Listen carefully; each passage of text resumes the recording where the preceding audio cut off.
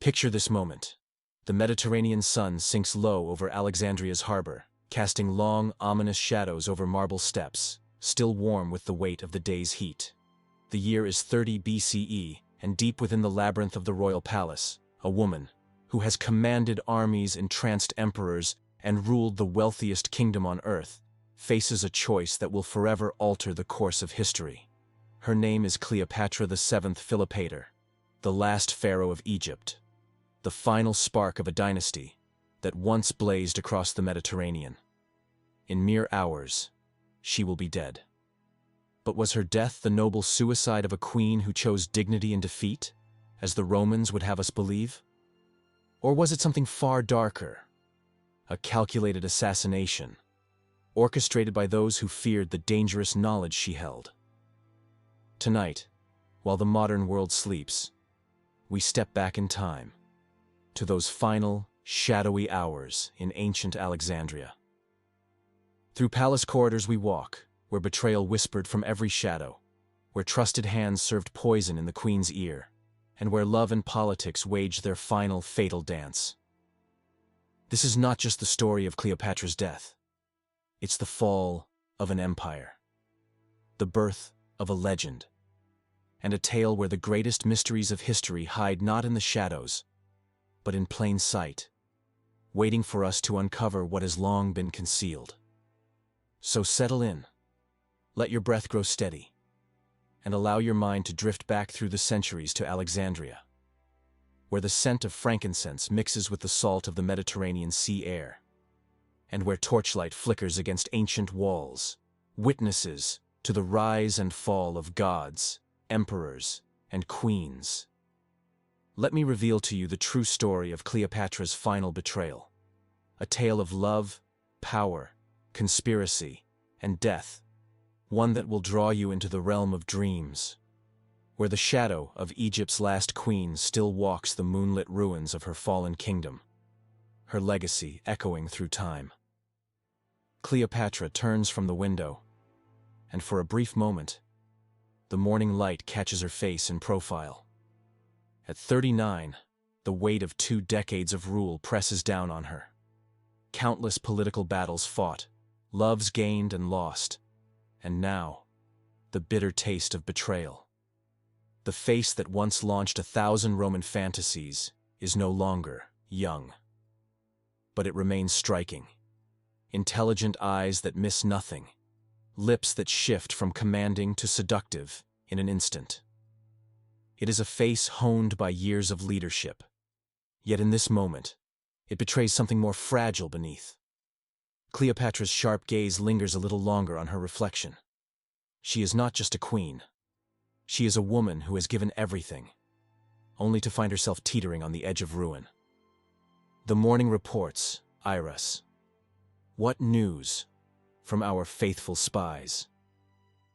Iris hesitates, and the silence hangs heavy between them. In better days, intelligence flowed to Cleopatra like water to the sea.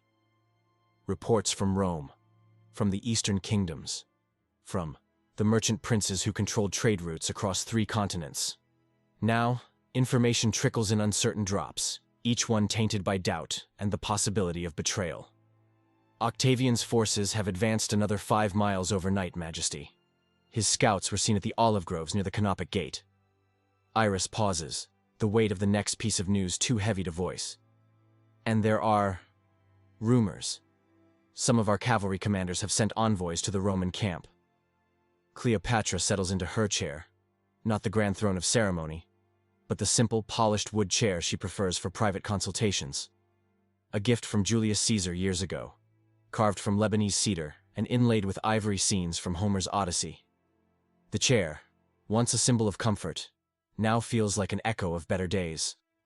Caesar had once joked that it was fitting for a queen who, like Penelope, waited for her Odysseus to return from war.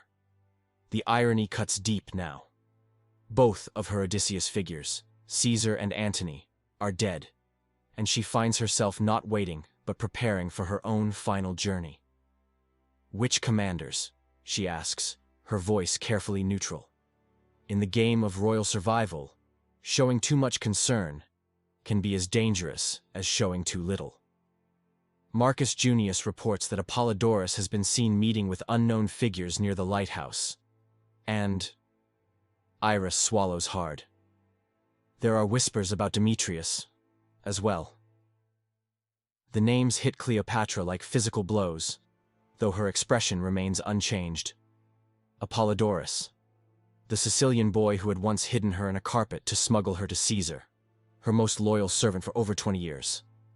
And Demetrius, commander of her personal guard, a man she had trusted with her life countless times.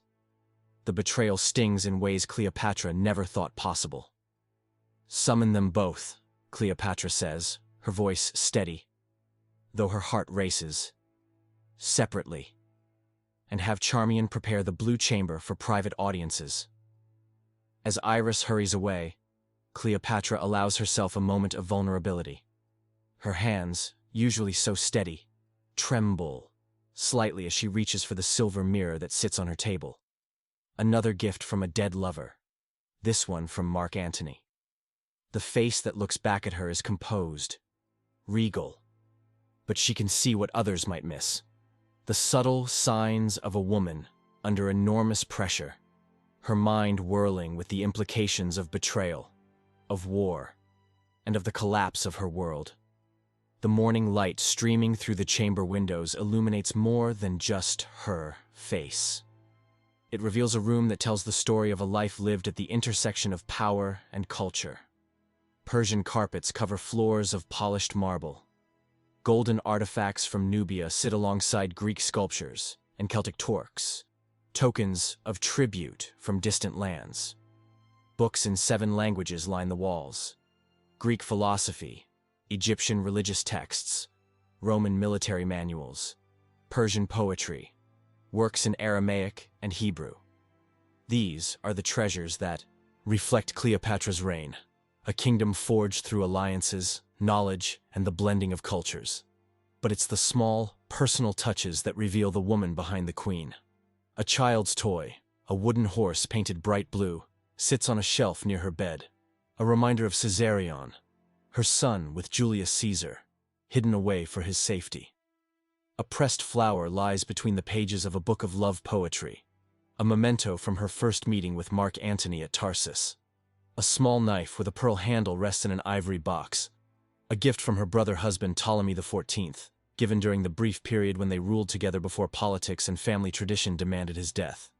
These objects tell the story of a woman who has loved deeply, ruled wisely, and sacrificed everything to keep Egypt independent in a world increasingly dominated by Roman ambition. But they also reveal the harsh truth that in the game of empires, sentiment is a luxury queens can rarely afford. Majesty. Apollodorus requests an audience. Cleopatra straightens in her chair, the weight of centuries of power settling back into her shoulders. Her mask of royal composure slides effortlessly into place.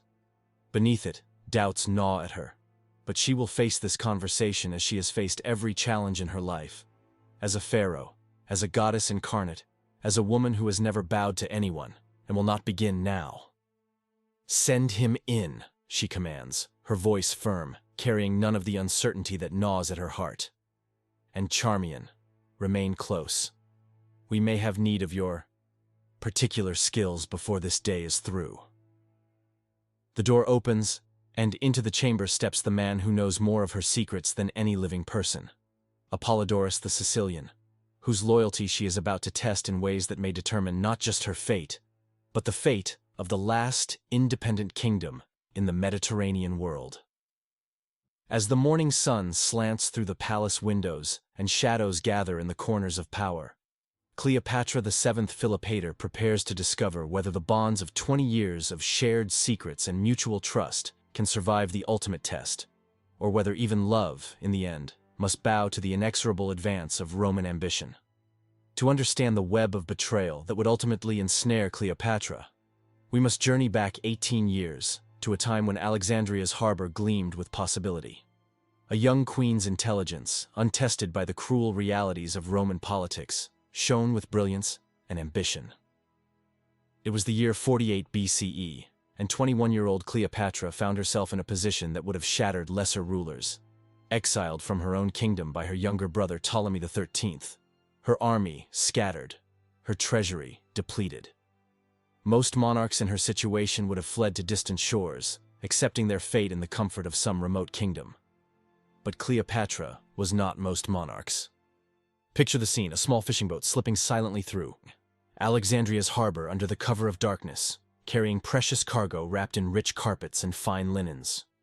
The boat's destination was the very palace she had fled just months before, now occupied by Roman legions under the command of Julius Caesar, the man whose hand would decide Egypt's fate. Inside those carpets lay Cleopatra herself, having chosen the most audacious method imaginable to reclaim her throne. This was no mere theatrical flair, though the queen had always understood the power of spectacle, but a calculated risk, born of a keen understanding of Roman psychology and Caesar's particular weaknesses. Caesar, at 54, was a man who appreciated intelligence, courage, and the unexpected. He had conquered Gaul through a combination of military genius and psychological warfare, and crossed the Rubicon, plunging Rome into civil war based on the gambler's instinct for the decisive moment. He was precisely the type of man who might be impressed by a queen willing to stake everything on a dramatic, daring gesture. When the carpets were unrolled in Caesar's presence, revealing not treasure, but the exiled queen of Egypt herself, the Roman general saw something that would change the course of history. Not just beauty, though Cleopatra was certainly attractive, but intelligence that blazed from her dark eyes, confidence that radiated in every gesture, and the unmistakable aura of someone born to command. Their first conversation, conducted in perfect Latin, itself a surprise to Caesar, who had expected to need translators, lasted until dawn. They discussed philosophy and military strategy, the governance of diverse peoples, and the challenges of maintaining order across vast distances. Caesar found himself dealing not with a typical client monarch seeking Roman protection, but with an intellectual equal, a ruler who understood statecraft at levels that even Rome's greatest politician admired. What followed was a 9-year alliance that redefined the balance of power in the Eastern Mediterranean. Caesar didn't simply restore Cleopatra to her throne. He became her partner in a vision of empire that blended Roman organization with Egyptian wealth and Hellenistic learning. Their relationship produced more than just a political alliance. The birth of Caesarion in 47 BCE created a living symbol of the union between Rome's greatest general and Egypt's most brilliant queen. The child represented a future where East and West might be ruled by a dynasty that combined the best of both worlds, though such possibilities would never be voiced openly. But children born to power are also born to danger. Caesarion's very existence made him a threat to ambitious Romans who saw their own futures jeopardized by Caesar's Egyptian entanglements. The whispers began early. Caesar was bewitched by a foreign sorceress, corrupted by Eastern luxury, planning to abandon Rome for the flesh pots of Alexandria. These whispers weren't idle gossip. They were carefully orchestrated propaganda, crafted by men like Marcus Porcius Cato and later Marcus Tullius Cicero, who understood that the surest way to destroy Caesar politically was to convince Romans that he had chosen Egypt over his homeland. Cleopatra, brilliant as she was, initially underestimated the depth of Roman xenophobia. She saw Rome as Caesar saw it, a city-state that had grown into an empire through adaptation and inclusion, a place where Greek philosophy, Celtic courage, Spanish silver, and Gallic pragmatism had all found homes. She believed that Egypt's wisdom and wealth could find similar acceptance. This misunderstanding would prove costly. When Caesar was assassinated on the Ides of March, 44 BCE, Cleopatra lost more than a lover. She lost her primary advocate in the intricate, dangerous world of Roman politics. The daggers that pierced Caesar's body also severed the threads that had protected Egypt's independence. Standing in the Forum, watching Caesar's blood pool on the marble steps, Cleopatra must have realized that her childhood lessons in Ptolemaic survival, lessons taught to her by a dynasty built on intrigue and political maneuvering, had been inadequate preparation for the realities of Roman ambition. Enter Mark Antony, a soldier, politician, sensualist, and dreamer. Where Caesar had been calculating in his affections, Antony was passionate. Where Caesar had seen political advantage in their alliance, Antony saw destiny. Their fateful meeting at Tarsus in 41 BCE became the stuff of legend, not just because of its opulence, but because it represented the last moment when Rome's eastern ambitions could have taken an entirely different shape. Cleopatra's arrival at Tarsus was not just a political maneuver. It was carefully choreographed political theater. Her golden barge, rowed by silver oars and perfumed with burning frankincense, carried her dressed as Aphrodite to meet the man who styled himself as Dionysus. The symbolism was deliberate and layered. Gods meeting as equals, East and West in harmony, love conquering political necessity. For 3 days, Antony was Cleopatra's guest aboard her floating palace. They feasted on delicacies from across the known world, entertained by artists from a dozen kingdoms, surrounded by luxuries that made Roman wealth seem modest by comparison. But beyond the luxury, Antony found in Cleopatra something he had never encountered, a woman who was his intellectual equal, his match in ambition, and his partner in dreams of empire that stretched beyond Rome's traditionally limited imagination. Their love affair became a political alliance that threatened the very foundations of Roman republican government. Together, they commanded the loyalty of the eastern provinces, controlled Egypt's vast wealth, and maintained armies that could challenge Rome itself. Their children, Alexander Helios, Cleopatra Selene, and Ptolemy Philadelphus, represented a future dynasty that might unite East and West under Hellenistic rule rather than Roman dominion. But while they celebrated their vision in Alexandria, in Rome, Octavian was building a very different future. Caesar's adopted heir understood what Antony and Cleopatra did not: that Romans would tolerate foreign allies but never foreign masters. That the path to lasting power lay through Roman prejudices, not against them. Octavian's propaganda campaign against the lovers was masterful in its simplicity. He didn't attack Antony directly. That would have been seen as civil war. Instead, he attacked Cleopatra as a foreign threat to Roman values, portraying Antony not as a rival, but as a victim of Egyptian seduction. A Roman hero, corrupted by Eastern luxury and foreign magic. The tragedy was that both sides were partially right. Cleopatra and Antony did represent a different vision of empire.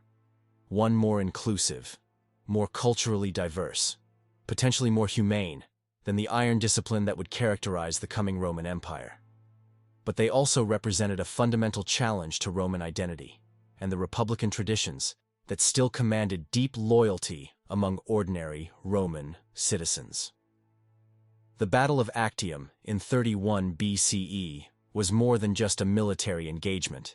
It was a clash between two incompatible visions of what the Mediterranean world might become. When Cleopatra's ships turned and fled, followed by Antony's desperate pursuit, they were not just retreating from a lost battle, but from a lost future, a road not taken that might have led to a very different form of imperial organization. The final year of their relationship, as they waited in Alexandria for Octavian's inevitable arrival, reveals the human cost of imperial politics. Antony, brilliant in war but prone to bouts of deep melancholy, sank into despair. Cleopatra, made of sterner stuff, began preparing for multiple possible futures: negotiation with Octavian, flight to India, final resistance, or the ancient pharaonic privilege of choosing one's own death. Their love, which had once seemed capable of reshaping the world, became a source of mutual torment. Both knew that they were the cause of the other's downfall, that different choices might have led to different fates. Yet neither could imagine abandoning the other, even when practical wisdom suggested that separation might offer better chances of survival. In the end, their great love story became history's most expensive romance, costing not just their lives but the independence of the last great kingdom that might have offered an alternative to Roman domination. Their deaths marked the end of the Hellenistic world and the beginning of an imperial system that would dominate the Mediterranean for the next 5 centuries. As we drift deeper into our story, remember that this was more than just political calculation or military defeat. It was the death of dreams, the end of possibilities, the moment when one vision of human civilization gave way to another. In the shadows gathering around Alexandria in those final days, we can see not just the end of a dynasty, but the closing of an entire chapter in human history. To truly grasp the magnitude of what was lost with Cleopatra's reign, we must first understand the extraordinary legacy of the Ptolemaic dynasty. For 3 centuries, the Ptolemies didn't just rule Egypt. They built a unique, multicultural empire that stood as a beacon of both tradition and innovation in the ancient world. The story begins in 323 BCE, with the sudden death of Alexander the Great in Babylon. As his vast empire shattered into pieces, each general scrambling for control, one man saw opportunity where others saw chaos. Ptolemy Soter, the savior, was not the most brilliant nor the most charismatic of Alexander's companions, but he possessed something perhaps more valuable: the ability to see clearly through the fog of imperial collapse.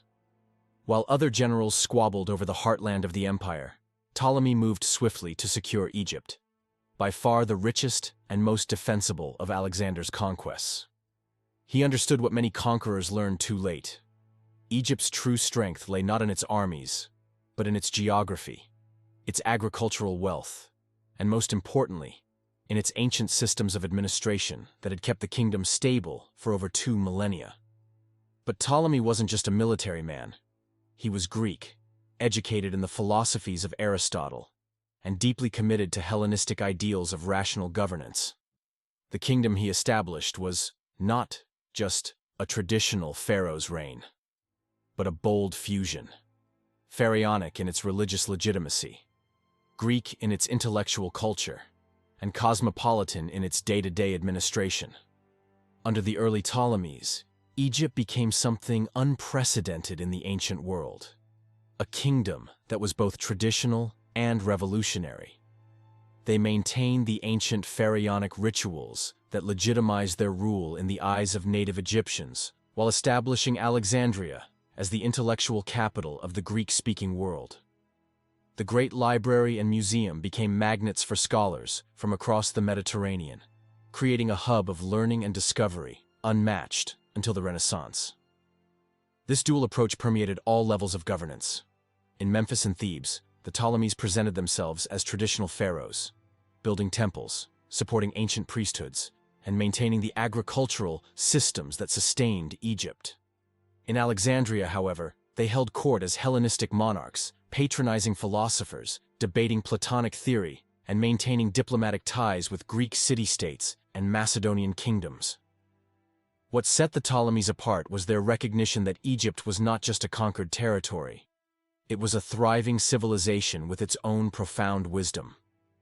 While many Greek rulers imposed their culture through force, the Ptolemies blended traditions, adopting Egyptian religious practices while maintaining Greek intellectual traditions. They supported native temples while building new centers of learning.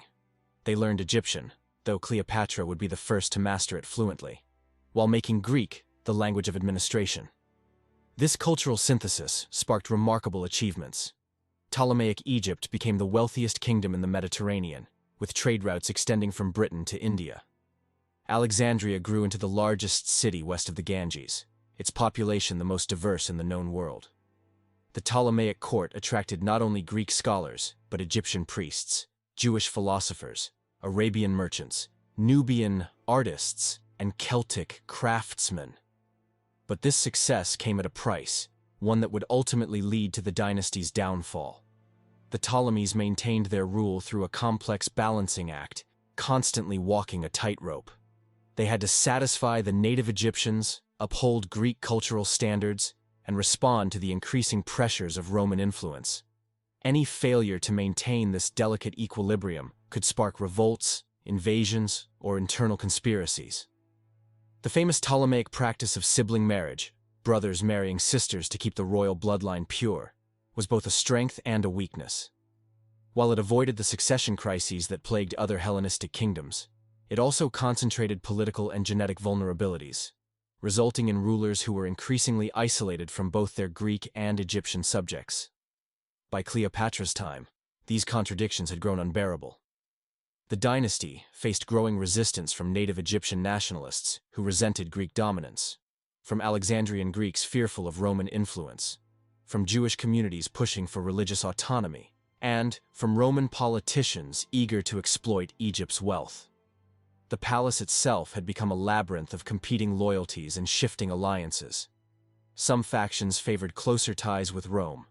Others wanted an alliance with Parthia. Still others sought to strengthen Egypt's traditional cultural roots. Cleopatra's brilliance lay in her ability to navigate these competing pressures, all while maintaining a vision for Egypt's future that balanced both tradition and the need for change. The religious role of the Ptolemies was crucial to their rule. As pharaohs, they were regarded as living gods, the divine intermediaries between humans and the gods, responsible for maintaining Ma'at, the cosmic order. This required not just political savvy, but genuine spiritual authority, the ability to convince the people that their ruler had divine sanction. Cleopatra excelled in this role, perhaps more than any of her predecessors. She participated fully in Egyptian religious festivals, supported temple construction, and maintained complex relationships with powerful priesthoods. But she also understood that in a world increasingly dominated by Roman power, traditional religious legitimacy might not be enough to ensure Egypt's survival.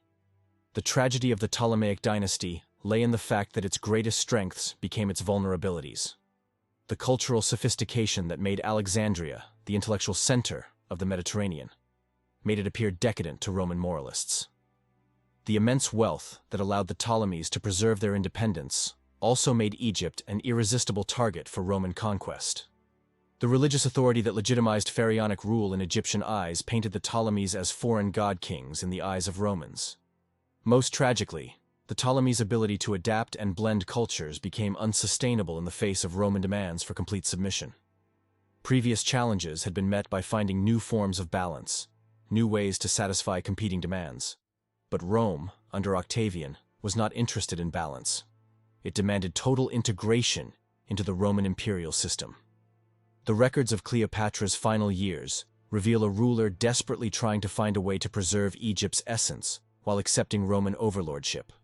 Her negotiations with Octavian, conducted through intermediaries in the months following Actium, show a woman willing to sacrifice nearly everything: her royal titles, her personal freedom, even her children's inheritance, to preserve some remnants of Ptolemaic civilization. But Octavian understood what Cleopatra could not: that the Ptolemaic synthesis of Egyptian and Greek traditions was inherently incompatible with Roman imperial ideology. The Romans weren't interested in preserving a hybrid kingdom. They sought to transform Egypt into a Roman province, replacing pharaonic traditions with Roman administrative systems, Greek intellectual culture with Roman pragmatism, and Egypt's complex local loyalties with Roman dominance. The fall of the Ptolemaic dynasty marked more than just the end of a royal house. It represented the death of a vision of governance. For 3 centuries, the Ptolemies demonstrated that it was possible to rule diverse populations through adaptation rather than imposition, that strength could come from cultural synthesis, and that empires could be held together by shared prosperity rather than subjugation. Their failure was not due to an inherent flaw in their system, but because the world was changing. The rise of Roman power, with its insistence on uniformity, control, and submission, rendered the Ptolemaic model untenable. As we follow Cleopatra into her final gambit for survival, remember that she carried not only her personal ambition, but the weight of 3 centuries of Ptolemaic achievement. She fought not just for her life, but for the survival of everything her ancestors had built, everything Egypt represented. The collapse of the Ptolemaic dynasty was the end of an entire approach to governance, a vision that placed value on diversity, adaptation, and the integration of cultures. In her final days, Cleopatra wasn't just defending her throne. She was defending a different kind of world, one where intelligence and cultural synthesis might have triumphed over brute force and rigid imperialism. September 2nd, 31 BCE. Dawn breaks over the Ambracian Gulf, revealing one of the largest naval armadas ever assembled in the ancient world. On one side, the combined fleets of Mark Antony and Cleopatra, over 500 ships carrying the hopes of the Eastern Mediterranean and the last dreams of Hellenistic independence. On the other, Octavian's Roman fleet, smaller but faster and more maneuverable, crewed by sailors whose loyalty to Rome is absolute. But this battle was not just about naval tactics or military strategy. It was about two irreconcilable visions of what the Mediterranean world should become. And the woman whose intelligence and ambition had made her the focal point of this titanic struggle was about to face the greatest test of her extraordinary life. Aboard her flagship, a massive quinquereme plated with gold and powered by 300 oars, Cleopatra prepares for what she knows may be her final performance on the stage of world history. At 38, she has ruled Egypt for 19 years, survived assassination attempts by her own brothers, charmed two of Rome's greatest generals, and built a kingdom that rivals Rome itself in wealth and power. Now, everything she has achieved hangs in the balance of a single day's fighting. Her cabin is a study in controlled tension. Maps of the Mediterranean cover every available surface, marked with the positions of allied kingdoms, neutral territories, and potential refugees. Correspondence from rulers across the known world lies sorted into careful piles. Offers of sanctuary from Nubian kings, promises of support from Parthian nobles, desperate pleas from Egyptian governors facing Roman advance forces. But it is the personal items that reveal the true weight of what Cleopatra carries into battle. A miniature portrait of Caesarion, her son with Julius Caesar, now 16 and hidden away in Upper Egypt for his own safety. Letters from her three younger children with Antony, Alexander Helios, Cleopatra Selene, and Ptolemy Philadelphus, all under 10 years old, all depending on this day's outcome for their future lives. A golden bracelet, a gift from her grandmother Cleopatra III, inscribed with the ancient Egyptian phrase, life, prosperity, health, the traditional blessing of pharaohs. Majesty, the voice belongs to Canidius Crassus, Antony's most trusted general and one of the few Romans still loyal to their cause.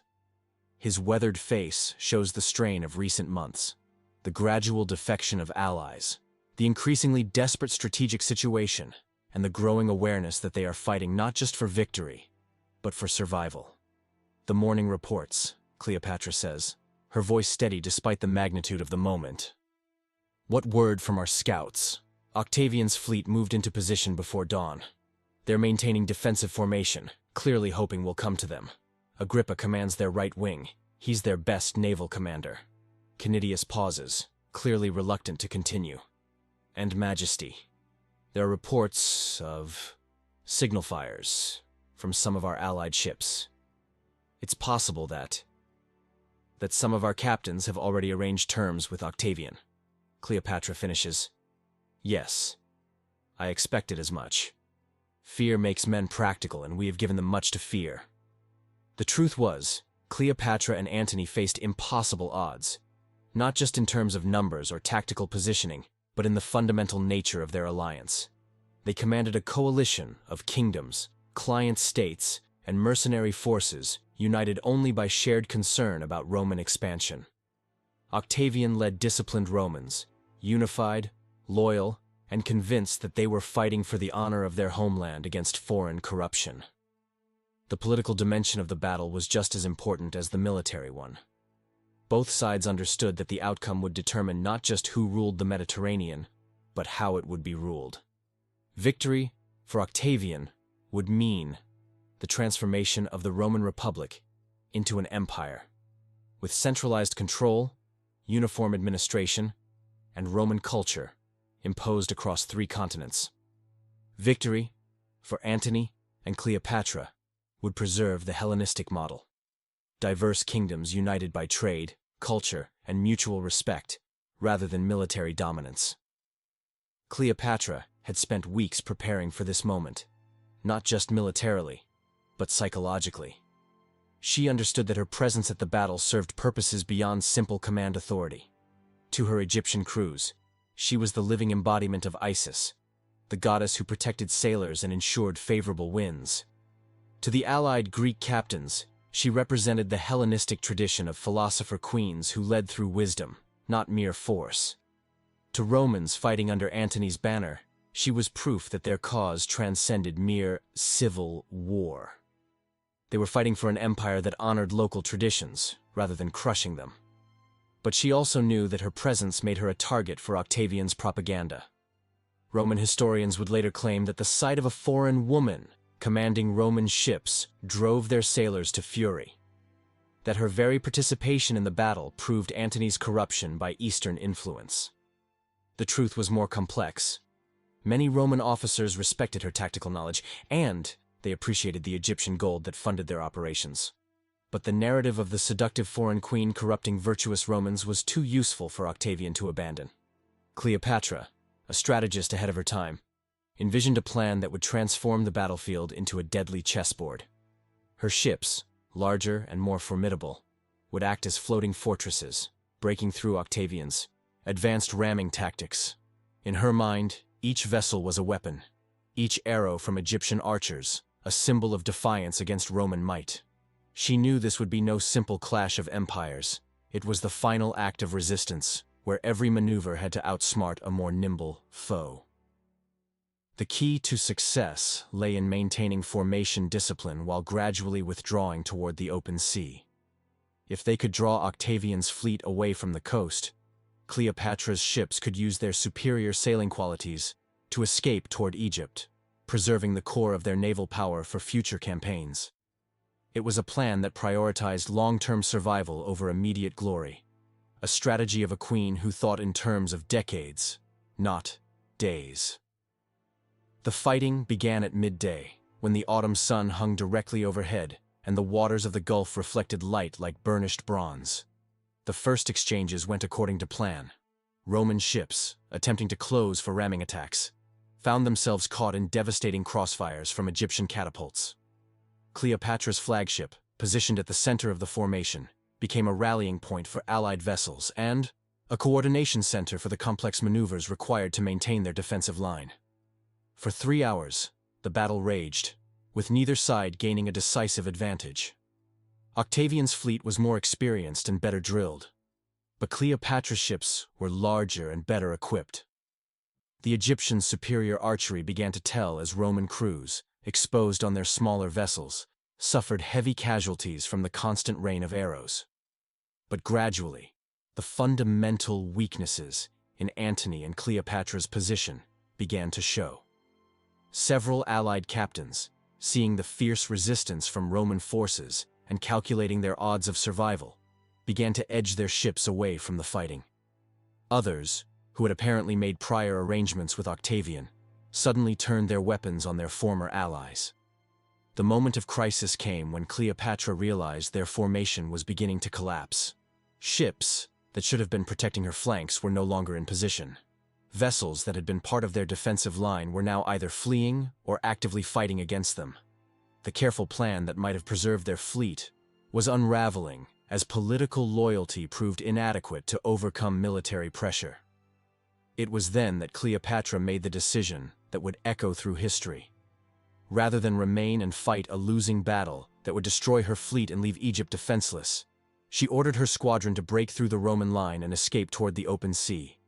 It was a decision based on cold strategic calculation. Better to preserve 60 ships and live to fight another day than to lose everything in a heroic but futile last stand. Antony's decision to follow her has been debated for 2 millennia. Roman sources claim it was cowardice, the act of a man so besotted by his foreign mistress that he abandoned his duty to pursue her. The reality was more complex. Antony understood that without Egyptian support, his cause was hopeless. By following Cleopatra, he preserved the possibility of continued resistance from Egypt while acknowledging that the dream of conquering Rome was over. Their escape was a brilliant piece of seamanship, utilizing favorable winds and superior knowledge of local waters to outrun Octavian's pursuit. But it came at a terrible cost. They left behind not just ships and men, but the last hopes of their allied kingdoms. The rulers who had supported them would now face Roman vengeance alone. The soldiers who had believed in their cause would have to make their own accommodations with the new reality of Roman domination. As their ships sailed south toward Egypt, Cleopatra and Antony faced the ruins of their shared ambitions. The woman who had once dreamed of ruling the Mediterranean from Alexandria now controlled only the waters immediately around her ships. The man who had been Caesar's heir and Rome's most successful general was now a fugitive from Roman justice. But they were not without resources. Egypt remained unconquered, its wealth intact, its armies largely undefeated. The eastern provinces still wavered in their loyalty to Octavian. Parthia remained a potential ally, and the kingdoms of India had expressed interest in supporting any power that could challenge Roman expansion. The defeat at Actium was severe, but it was not necessarily final. The final months of their partnership, as they prepared Egypt for siege and desperately sought new allies, revealed both the strengths and weaknesses that had defined their relationship. Cleopatra's intelligence and determination remained undimmed. She organized defenses, negotiated with potential supporters, and maintained the complex administrative systems that kept Egypt functioning even in crisis. Antony, brilliant in war but prone to despair and defeat, alternated between periods of intense activity and deep melancholy. He understood military realities too well to believe in miraculous reversals, but he loved Cleopatra too much to abandon her cause. Their final months together were thus a study in the conflict between practical wisdom and emotional loyalty, between the demands of statecraft and the claims of the heart. The preparations they made during those final months reveal the complexity of their situation. Cleopatra arranged for Caesarion to be smuggled out of Egypt toward India, where he might survive even if his parents did not. She dispersed portions of the royal treasury to loyal governors in Upper Egypt and Nubia, ensuring that resistance could continue even if Alexandria fell. She maintained correspondence with dozens of rulers across the known world, seeking any alliance that might tip the balance back in their favor. At the same time, she began the delicate process of preparing for multiple possible endings to their story. Secret negotiations with Octavian explored the possibility of personal survival in exchange for Egyptian submission. Plans for flight to India or Arabia were developed and refined.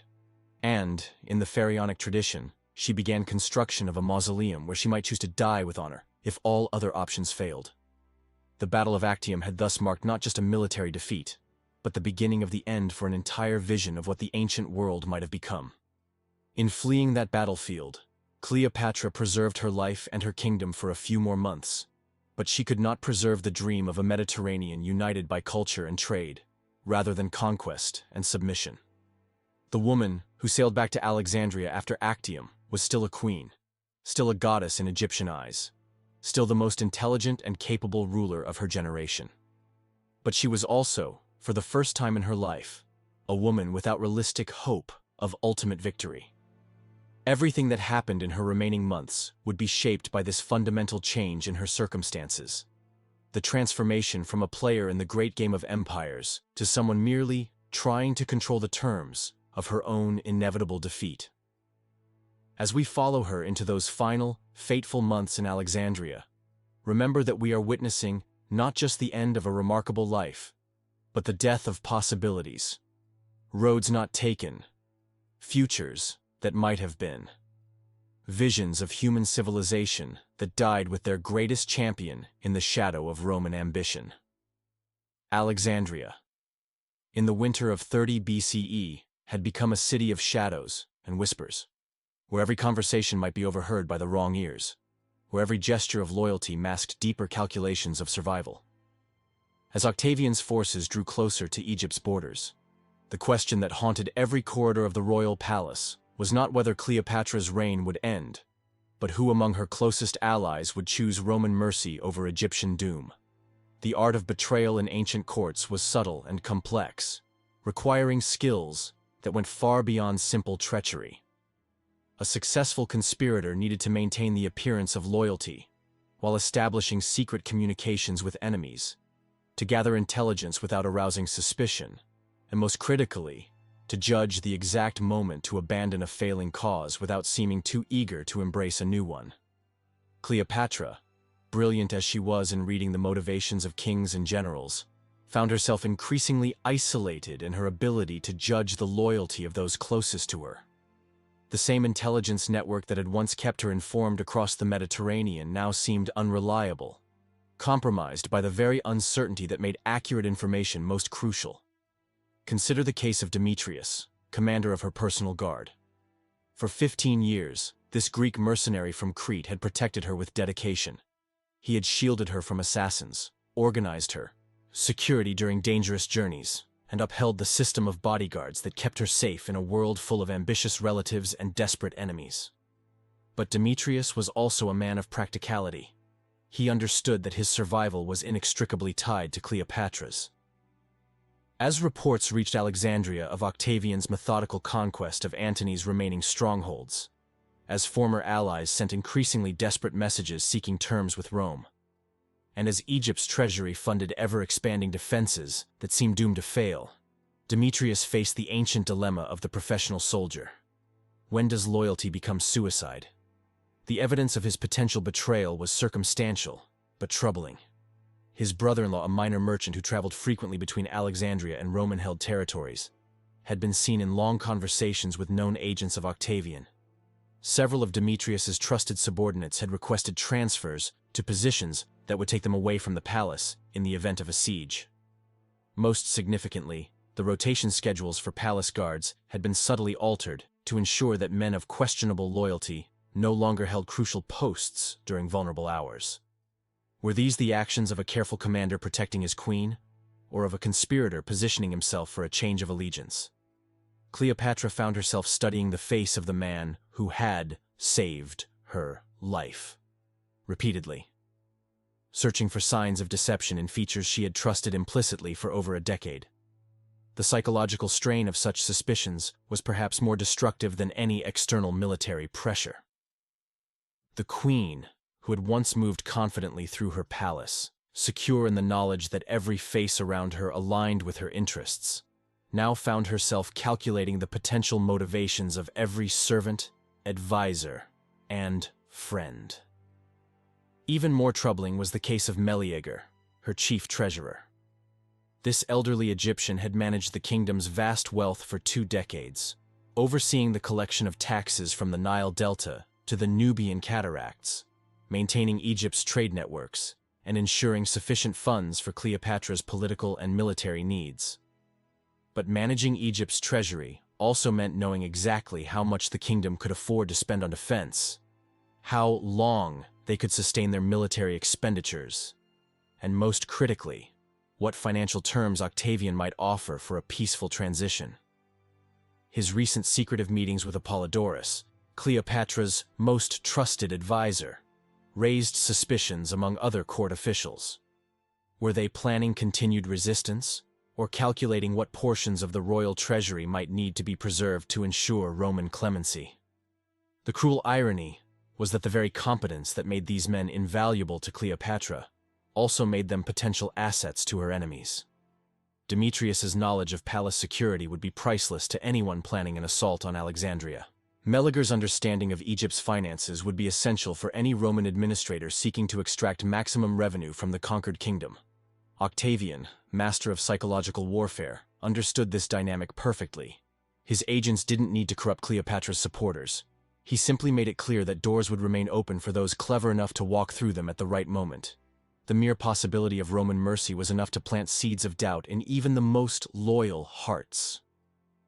The most heartbreaking case was that of Iris and Charmian, the 2 handmaidens who had served Cleopatra since childhood. These women, now in their 30s, had shared every part of their mistress's life. Her triumphs and defeats, her loves and losses, her moments of brilliant success and growing desperation. Their loyalty had never been questioned. Their devotion, unquestioned. They had followed Cleopatra into exile, celebrated her return to power, and helped raise her children. If anyone could be counted on to remain faithful until the end, it would surely be these women, whose lives had been inextricably intertwined with their queen's destiny.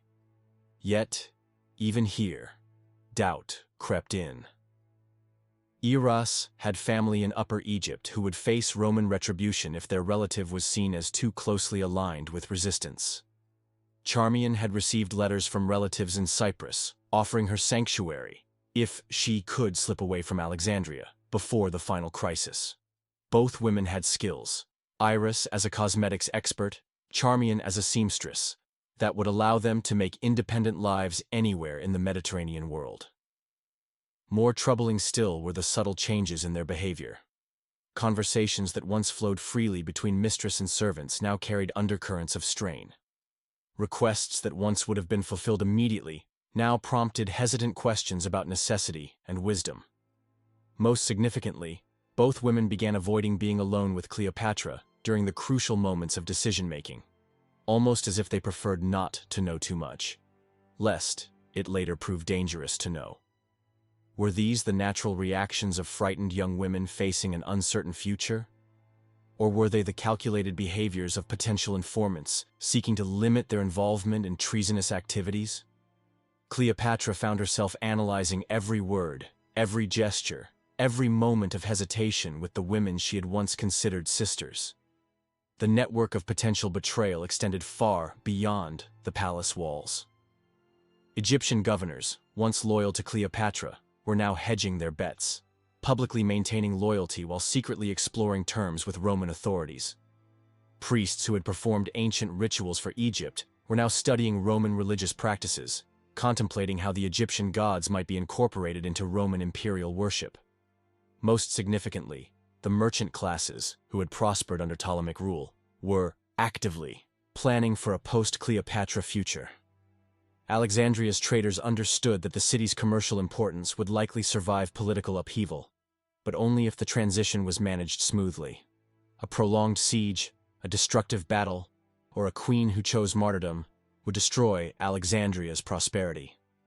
These merchants, who had once provided Cleopatra with invaluable intelligence about Roman movements and political developments, now seemed reluctant to share information that might encourage continued resistance. Their reports became less detailed, their analyses more pessimistic, their recommendations consistently directed toward accommodation rather than confrontation. The psychological toll on Cleopatra was devastating. The queen who had once navigated the treacherous waters of international politics with supreme confidence now found herself second-guessing every decision, analyzing every piece of advice for hidden motivations, suspecting treachery in every delay or hesitation. Sleep became elusive as she lay awake wondering which of the guards outside her chamber might have received Roman gold, which of her advisors might be secretly reporting her private conversations to enemy agents, and which of her trusted friends had already begun preparing for the day when loyalty to a defeated queen would become a liability rather than an honor. Yet perhaps the most insidious form of betrayal was not active conspiracy, but passive abandonment. The gradual withdrawal of emotional and psychological support that occurs when people begin to distance themselves from a doomed leader. Conversations became more formal, advice more cautious, personal relationships strained.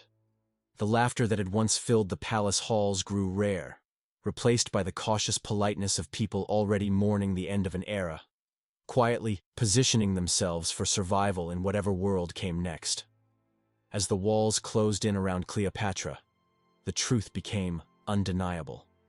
Her kingdom, her dreams, were crumbling. In these final moments, she understood something crucial. Loyalty to her cause, while noble, was no longer enough. Her closest allies, those who had fought beside her, now faced a choice: sacrifice everything for a doomed dynasty, or save themselves. The harsh reality was clear. Survival was becoming the only victory they could claim. The rational choice for anyone with options was to distance themselves from her cause and quietly make contact with Octavian's representatives. The surprising thing was not that so many were hedging their bets, but that anyone remained fully committed to a fight that was increasingly hopeless. As winter turned toward spring and Octavian's forces drew closer to Alexandria, Cleopatra found herself ruling over a kingdom that was still prosperous, still defended, still nominally loyal, but hollow at its core, undermined by the knowledge that its time was ending, and that those who mattered were already preparing for a future that would not include their queen. The woman who had once commanded the absolute loyalty of millions now questioned the motives of everyone around her, creating a psychological isolation that was perhaps more complete than any physical siege could have achieved. In trying to identify the betrayers in her midst, she had discovered that betrayal, in the end, might not be about specific acts of treachery, but the simple human instinct for survival in impossible situations. The phantom of betrayal that haunted Cleopatra's final months was not any single conspiracy, but the gradual dissolution of the bonds of loyalty and trust that hold any regime together. When people begin to believe their queen cannot protect them, they naturally seek protection elsewhere, and in doing so, they create the very conditions that make defeat inevitable. August 12th, 30 BCE. The sun rises for the last time over an independent Egypt, casting long shadows across the white marble terraces of Cleopatra's palace in Alexandria. In less than 12 hours, the last pharaoh of Egypt will be dead, and with her will die 3 centuries of Ptolemaic rule and over 3 millennia of Egyptian independence. But the manner of her death, the circumstances surrounding her final hours, and the true identity of those responsible remain among history's most compelling mysteries. Was Cleopatra's death the noble suicide of a defeated queen, choosing honor over humiliation? Or was it something far more sinister? A carefully orchestrated murder designed to eliminate the one person who possessed the knowledge, charisma, and determination to continue resisting Roman dominance. The official version of events, as recorded by Roman historians, who had every reason to present Octavian's victory in the most favorable light, tells a story of noble defeat and chosen death. According to this account, Cleopatra received word that Octavian intended to transport her to Rome to be displayed in his triumph. The ultimate humiliation for a woman who had ruled as a goddess incarnate. Rather than suffer such indignity, she chose the ancient pharaonic privilege of controlling her own destiny. But even the official account contains troubling inconsistencies that have puzzled historians for 2 millennia. The details don't quite align, the timeline contains gaps, and the physical evidence, what little survived Roman control of the narrative, suggests a more complex and disturbing reality. Let us reconstruct that final day as carefully as possible, using not just Roman sources but Egyptian papyri, archaeological evidence, and the testimony of those few non-Roman witnesses whose accounts survived the conquest. The picture that emerges is of a woman who spent her last hours fighting for her life and her kingdom's future, not preparing for a romantic death by serpent bite. Cleopatra's mourning began, as it had for weeks, with intelligence reports from her remaining spy network. The news was uniformly grim. Octavian's forces had secured the lighthouse district, the eastern suburbs were under Roman control, and several key military commanders had defected during the night.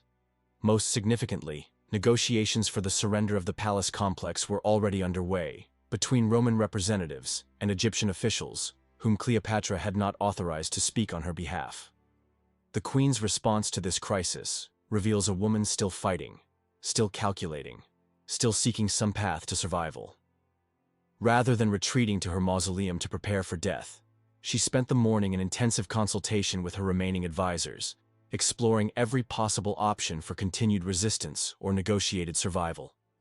Papyrus fragments recovered from palace archives show that she was actively planning for multiple contingencies: a fighting withdrawal to Upper Egypt, where loyal governors might maintain resistance, a negotiated surrender that would preserve her children's lives and some measure of Egyptian autonomy, even a desperate flight to Nubia or India, where she might rebuild her strength for future campaigns. These are not the actions of a woman preparing for suicide. They are the activities of a ruler fighting until the very end to preserve her kingdom and protect her people.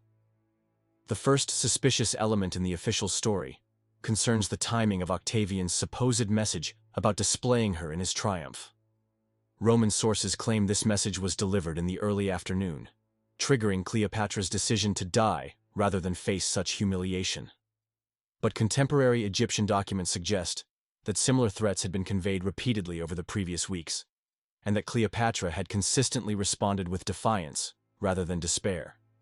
Why would a woman who had spent her entire life defying Roman pressure suddenly surrender to the threat of public humiliation? Cleopatra had faced worse situations and emerged victorious.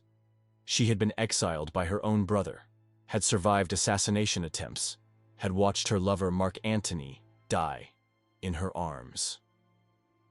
The idea that a threat of being paraded through Roman streets would drive her to immediate suicide seems inconsistent with everything we know about her character. As Cleopatra retired to the sanctuary of her mausoleum with her devoted handmaidens, Iris and Charmian, the scene was set for a death that, according to Roman lore, would come from the bite of an asp. But this wasn't just a queen's final act. This was a calculated performance. Every detail, from the positioning of the bodies to the sacred serpent's role, seemed too orchestrated. Were these women merely victims of a tragic narrative, or was there something more deliberate in their final moments? But asp venom, while certainly deadly, does not produce the peaceful, sleep-like death described in official sources. Modern medical analysis indicates that death by asp bite would involve severe pain, convulsions, and distressing symptoms that would last for hours rather than minutes. The victims would not have appeared to be sleeping peacefully when discovered. They would have shown clear signs of a traumatic death. Moreover, where was the asp? Roman guards claim to have searched the mausoleum thoroughly, but found no trace of the serpent that supposedly killed 3 women. Did it simply vanish? Did someone remove it after the deaths, but before the official investigation? Or was there never an asp at all? The more we examine the physical evidence, the more the official story begins to unravel. The mausoleum where Cleopatra supposedly died was found to be meticulously arranged, with all 3 women positioned as if they had simply fallen asleep. This kind of precise staging suggests careful preparation. But preparation by whom? If Cleopatra had indeed chosen suicide, why would she have spent so much time arranging the scene? The psychological profile of someone choosing death to avoid humiliation suggests urgent action, desperate measures, last-minute decisions. But the mausoleum showed evidence of careful planning, deliberate arrangement, artistic composition. This suggests either that Cleopatra spent considerable time preparing for a death she had long contemplated, which contradicts the evidence of her continued political activity and planning, or that someone else arranged the scene after the deaths occurred, creating a tableau designed to support a specific narrative about how and why the deaths had occurred. The testimony of the guards who supposedly discovered the bodies also contains suspicious elements. These were Roman soldiers, men whose loyalty was to Octavian rather than to historical accuracy. Their accounts of events were given after Octavian had already announced his version of what had happened, and they consistently supported details that served Roman political interests. More significantly, none of the Egyptian servants or officials who would have had regular access to the mausoleum were interviewed by Roman investigators. The testimony that has survived comes exclusively from sources who had clear political reasons for supporting the suicide narrative, rather than exploring alternative explanations.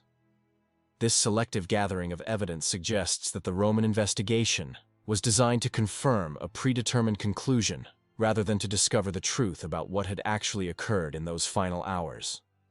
The political motivations for murder rather than suicide were compelling from Octavian's perspective. Cleopatra alive, even as a captive, represented an enormous danger to Roman stability. Her intelligence, her charisma, her deep knowledge of Roman political weaknesses made her too dangerous to be allowed to speak publicly in Rome. Consider what she knew: the details of Roman financing for their civil wars, the secret agreements that had divided the Mediterranean world among competing generals, the bribes and betrayals that had characterized Roman politics for decades. She had been the intimate partner of 2 of Rome's most powerful leaders and had access to state secrets that could destabilize Octavian's carefully constructed public image. More dangerously still, she retained the loyalty of millions of subjects throughout the Eastern Mediterranean. Her appearance in Rome, even as a captive, might inspire sympathy rather than contempt.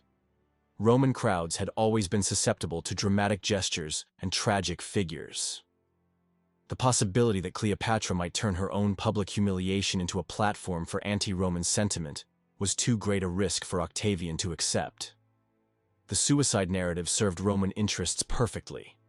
It portrayed Octavian as magnanimous.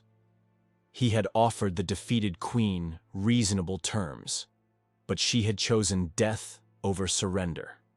It eliminated any suggestion that Rome had murdered a fellow ruler, which might have concerned allied kingdoms about their own future safety. Most importantly, it ensured that Cleopatra's version of events would never be heard, that her knowledge of Roman secrets would die with her, and that her potential as a rallying point for future resistance would be eliminated. But if Cleopatra was murdered rather than committing suicide, how was it accomplished? The absence of obvious signs of violence suggests either poisoning or suffocation, methods that could be made to appear natural if carried out by skilled practitioners. The most likely scenario involves the use of a fast-acting poison, possibly administered in food or drink that Cleopatra and her servants consumed together.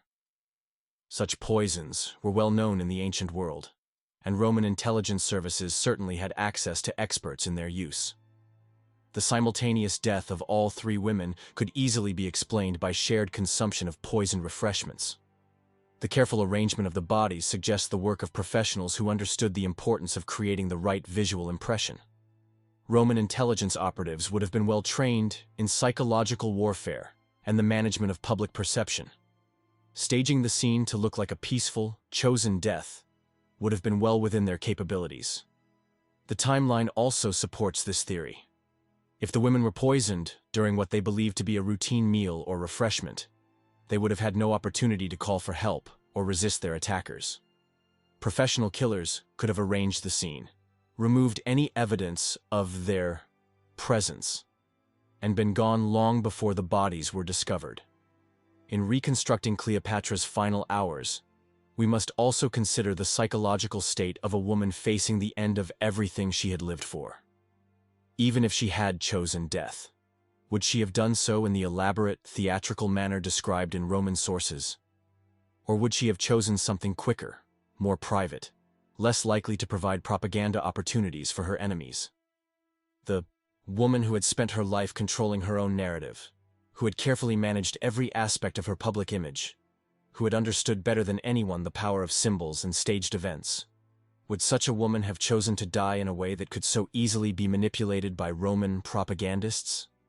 More likely, she would have chosen a death that couldn't be used against her memory, that wouldn't provide ammunition for her enemies, that couldn't be turned into a cautionary tale about the fate of those who opposed Roman power. The theatrical suicide by ASP Bite served Roman interests far better than it served Cleopatra's. The final evidence lies in what happened immediately after the deaths were discovered. Roman forces moved with remarkable speed to secure all of Cleopatra's personal papers, her correspondence, her financial records, and any other documents that might contain information damaging to Roman interests. This thorough elimination of evidence suggests advanced planning rather than spontaneous response to an unexpected suicide. Similarly, the fate of Egyptian witnesses to the events raises questions about Roman motivations. Many of the palace servants and officials who would have had the most accurate knowledge of what occurred in those final hours simply disappeared from historical records after Octavian's arrival. Were they relocated for their own safety, or were they eliminated to prevent inconvenient testimony? As we approach the moment of Cleopatra's death, we must acknowledge that we may never know with absolute certainty whether she died by her own hand or was murdered by Roman agents. The evidence has been too thoroughly controlled by the victors, the witnesses too carefully managed, the narrative too perfectly aligned with Roman political interests. But the weight of evidence suggests that the last pharaoh of Egypt did not go gently into that good night. She died fighting, as she had lived, resisting to the end the forces that sought to destroy everything she represented. Whether the final blow came from her own hand or from Roman assassins, it ended not just a life, but an entire civilization, the last remnant of the ancient world's greatest kingdoms, falling at last to the iron discipline of imperial Rome. In that silence, in that final moment when Cleopatra's extraordinary life came to its mysterious end, we hear not just the death of a queen, but the closing of a chapter in human history. The world that died with her, diverse, culturally rich, intellectually vibrant, would not be seen again for 1,000 years. And the secret of how she died would become one of history's most enduring mysteries, a puzzle that continues to fascinate us because it represents something larger than one woman's fate, the question of how truth survives when it conflicts with power, and whether justice can ever truly be served when the victors control the story. In the immediate aftermath of Cleopatra's death, Alexandria fell silent in a way that the great city had never experienced in its 3-century history. The harbor that had once welcomed ships from Britain to India now stood empty, save for Roman vessels. The streets that had once bustled with merchants speaking a dozen languages now echoed only with the measured cadence of legionary patrols. The great library, repository of human knowledge accumulated over centuries, waited in uncertainty for new masters who might not value learning as highly as their predecessors had. The transformation was swift and comprehensive. Within days of Cleopatra's death, Roman administrators began the systematic process of converting Egypt from an independent kingdom into a Roman province. The complex governmental structures that had evolved over 3 centuries of Ptolemaic rule were dismantled and replaced with the standardized imperial bureaucracy that characterized Roman administration across their empire. But this was more than mere political reorganization. It represented the death of an entire approach to governance and culture that had made Egypt unique in the ancient world. The Ptolemaic synthesis of Greek intellectual tradition, Egyptian religious wisdom, and cosmopolitan commercial practices had created a society unlike any other in human history. Now, all of that complexity would be reduced to the simplified categories of Roman imperial administration. The psychological impact on Alexandria's population was profound. For generations, they had lived in a city that was not just wealthy and powerful, but intellectually vibrant and culturally diverse. The palace had attracted scholars, artists, and philosophers from across the known world. The streets had hummed with conversations in languages from Celtic to Sanskrit. The temples had honored gods from every corner of the Mediterranean and beyond. Suddenly, this cosmopolitan atmosphere was replaced by the stark uniformity of Roman rule. Latin became the language of official business. Roman gods were given precedence in public ceremonies. The complex web of local traditions and customs that had flourished under Ptolemaic tolerance was subjected to the standardizing pressure of imperial conformity. The economic consequences were equally dramatic. Egypt's vast wealth, which had supported not just royal luxury but an extensive network of public works, educational institutions, and cultural patronage, now flowed directly to Rome. The grain that had fed Alexandria's diverse population was redirected to supply Roman cities. The gold that had funded scientific research and artistic creation was melted down to pay Roman soldiers and administrators. Within months, the city that had been the intellectual capital of the Mediterranean world found itself reduced to the status of a colonial outpost, valuable primarily for its agricultural production and strategic location, rather than its cultural achievements. The fate of specific institutions reveals the magnitude of what was lost. The Great Library, which had preserved and copied texts from every known civilization, was gradually stripped of its most valuable manuscripts. These were either shipped to Rome to adorn private collections or simply allowed to deteriorate, as Roman administrators showed little interest in maintaining facilities devoted to impractical learning. The museum, that unique institution where scholars had been supported by royal patronage to pursue pure research, was converted into a more conventional school focused on training administrators for imperial service. The international community of researchers who had made Alexandria the center of mathematical, astronomical, and medical advancement scattered to other cities or abandoned their studies entirely. Perhaps most tragically, the tradition of scientific and philosophical inquiry that had flourished under Ptolemaic protection began to wither under Roman pragmatism. The Romans were brilliant engineers and administrators, but they had little patience for theoretical speculation or abstract research. Knowledge was valued only insofar as it had immediate practical applications for military, commercial, or administrative purposes. The loss extended far beyond Alexandria itself. Throughout Egypt, the network of regional centers that had maintained the kingdom's cultural vitality were subjected to similar pressure toward conformity and simplification. Local traditions that had been preserved and encouraged under Ptolemaic rule were now seen as potential sources of resistance to Roman authority.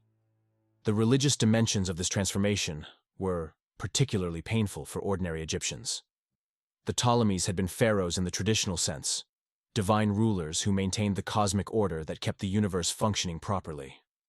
Their deaths were not just political events, but cosmic disasters that required elaborate ritual responses to prevent chaos from overwhelming the world. Cleopatra's death followed immediately by the imposition of Roman rule, thus represented not just a change of government, but a fundamental disruption of the spiritual order that had sustained Egyptian civilization for over 3 millennia.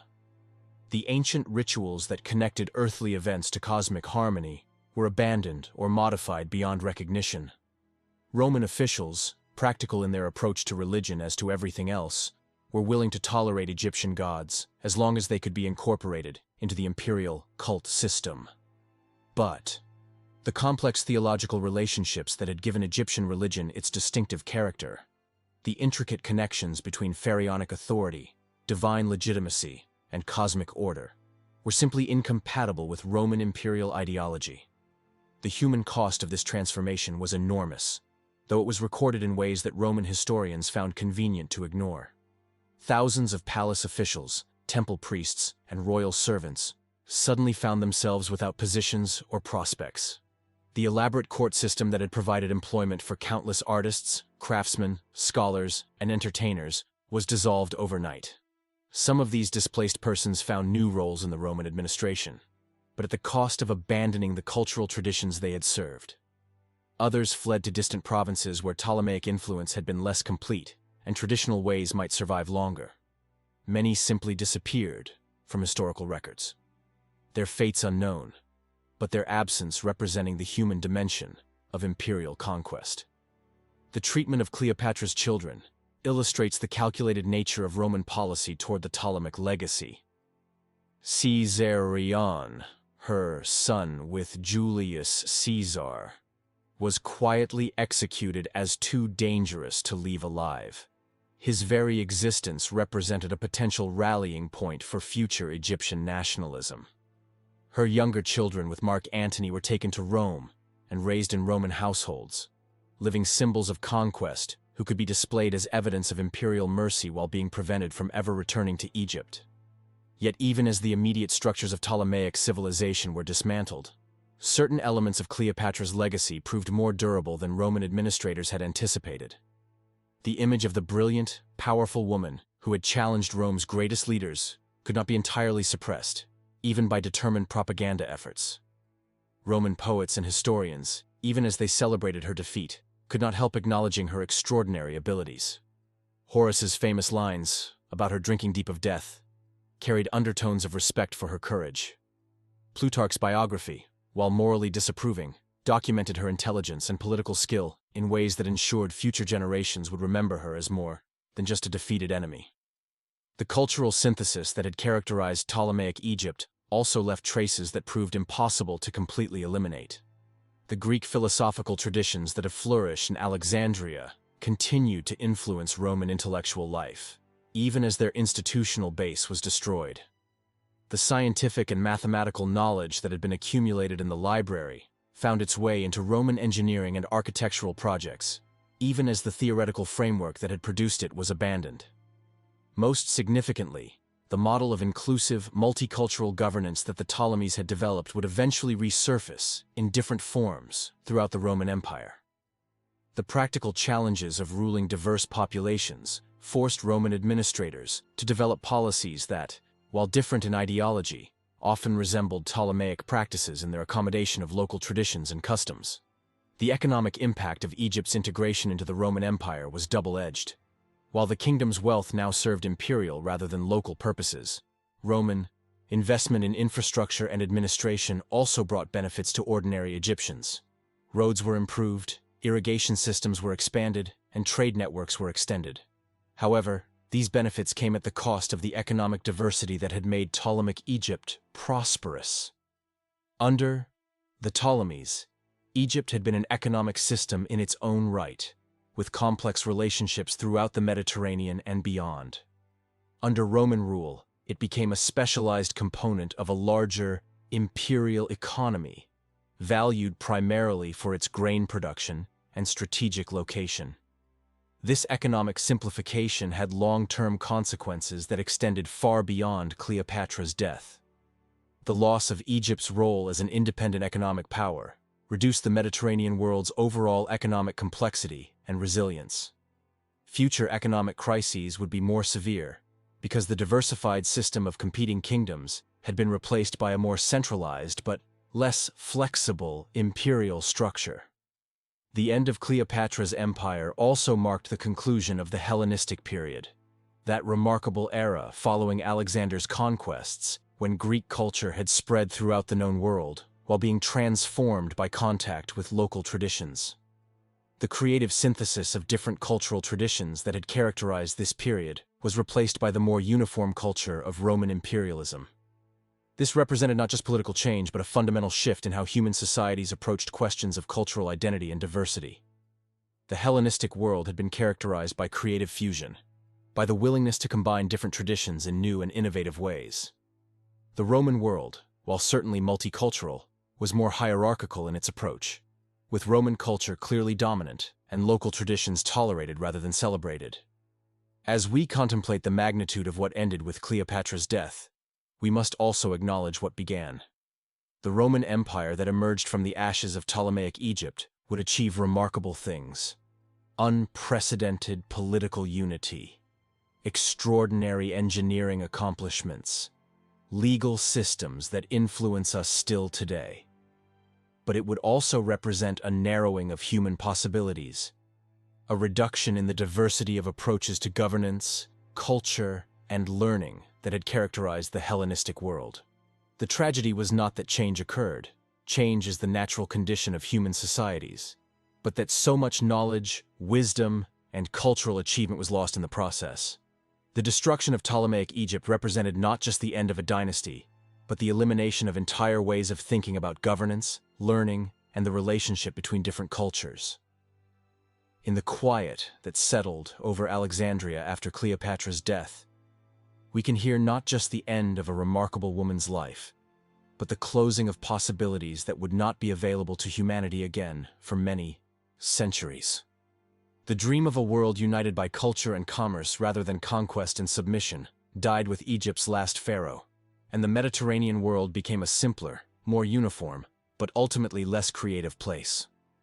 As the sun set on independent Egypt for the last time, it illuminated the ruins of dreams that had once seemed achievable. A world where different cultures could contribute their best to a common civilization, where learning could flourish under royal patronage, where the wisdom of ages could be preserved and expanded. All of this ended with Cleopatra, and the world that emerged from her defeat, while magnificent in its own way, was forever impoverished by the loss of what might have been. As centuries passed and the Roman Empire gave way to Christian kingdoms, medieval caliphates, and Renaissance city-states, the figure of Cleopatra underwent a remarkable transformation. The woman who had once negotiated with Caesar and commanded fleets became, in the popular imagination, a figure of pure romance and exotic mystique. Beautiful, seductive, tragic, but ultimately more symbol than human being. This transformation was not accidental. Each age rewrote Cleopatra's story to reflect its own values, fears, and fantasies about power, sexuality, and the relationship between East and West. Medieval chroniclers, writing from a Christian perspective, portrayed her death as divine punishment for the sins of pride and sensuality. Renaissance artists, fascinated by classical themes, depicted her final moments with increasing dramatic flair and decreasing historical accuracy. The process of mythologization began almost immediately after her death. Roman historians, writing under imperial patronage, had clear political reasons for presenting her in ways that justified Roman conquest, while explaining away the obvious respect she had commanded from Rome's greatest leaders. They needed her to be simultaneously dangerous enough to require elimination and weak enough to deserve defeat. This led to the creation of the seductress narrative, the idea that Cleopatra's power came primarily from her sexual allure rather than her intelligence and political skill. Roman writers like Cassius Dio and Florus emphasized her beauty and charm while downplaying her linguistic abilities, her educational achievements, and her remarkable success in maintaining Egyptian independence for 2 decades against overwhelming Roman pressure. The famous story of her arrival to meet Julius Caesar, smuggled into his presence, rolled in a carpet, became emblematic of this transformation. What had actually been a brilliant political maneuver, a calculated risk that demonstrated both courage and strategic thinking, was gradually reinterpreted as a seductive display designed to entrance a susceptible male audience. Similarly, her relationship with Mark Antony was increasingly portrayed as a destructive passion that corrupted a noble Roman and led him to betray his homeland. The reality, a political and personal partnership between 2 experienced rulers who shared a vision of empire that differed from Octavian's, was simplified into a cautionary tale about the dangers of foreign influence and uncontrolled desire. This process of simplification accelerated during the Christian era, when Cleopatra became a standard example of the femme fatale, the dangerous woman whose sexuality destroyed virtuous men. Church fathers used her story to illustrate the perils of worldly temptation and the importance of spiritual over physical beauty. The Renaissance brought renewed interest in classical antiquity, but also introduced new distortions based on contemporary assumptions about art, politics, and gender roles. Renaissance artists, working primarily for male patrons and audiences, emphasized Cleopatra's physical beauty while creating increasingly elaborate and impractical depictions of her supposed suicide. The image of Cleopatra pressing an asp to her breast, which became standard in Renaissance and later art, bears no relationship to how ancient Egyptians would have viewed royal death, or how asp venom actually affects the human body. But it satisfied Renaissance aesthetic preferences for dramatic gesture, classical symbolism, and erotic suggestion. These artistic depictions, in turn, influenced how later generations understood Cleopatra's story. Paintings and sculptures became more real to most people than ancient historical sources, creating a feedback loop where artistic interpretation shaped historical understanding, which then influenced new artistic interpretations. The modern era has brought both more sophisticated historical methods and new forms of mythologization. Archaeological research has revealed much about Ptolemaic Egypt that was unknown to earlier generations. We now understand the complexity of Hellenistic government, the sophistication of ancient science and engineering, and the multicultural nature of Mediterranean civilization in ways that medieval and Renaissance scholars could not have imagined. Yet, popular culture continues to be dominated by the simplified, romanticized version of Cleopatra's story that was created by centuries of retelling for political and entertainment purposes. Hollywood films, popular novels, and television productions consistently emphasize the exotic and romantic elements of her story, while ignoring the political, intellectual, and cultural achievements that made her genuinely significant. What then can we determine about the actual facts of Cleopatra's life and death when we strip away centuries of accumulated myth and political distortion? The process is complicated by the limited and biased nature of our ancient sources, but careful analysis reveals patterns that challenge many popular assumptions.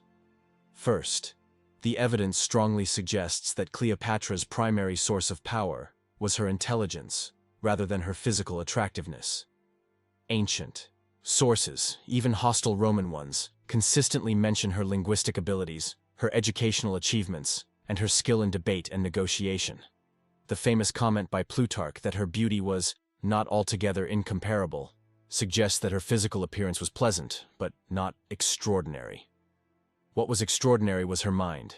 She spoke at least 9 languages fluently, had been educated in mathematics, philosophy, and rhetoric, and demonstrated throughout her reign an understanding of complex political and economic relationships that impressed even her enemies. Her ability to maintain Egyptian independence for 2 decades against Roman pressure required skills that went far beyond mere personal charm.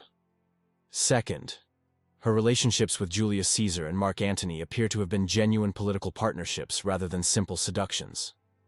Both men were experienced politicians who had dealt with many beautiful women throughout their careers.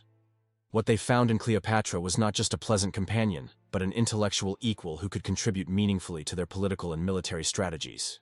The children she bore to both men, Caesarion, with Caesar, and Alexander Helios, Cleopatra Selene, and Ptolemy Philadelphus, with Antony, represented not just personal relationships, but political alliances that might have created new forms of East-West cooperation if circumstances had been different.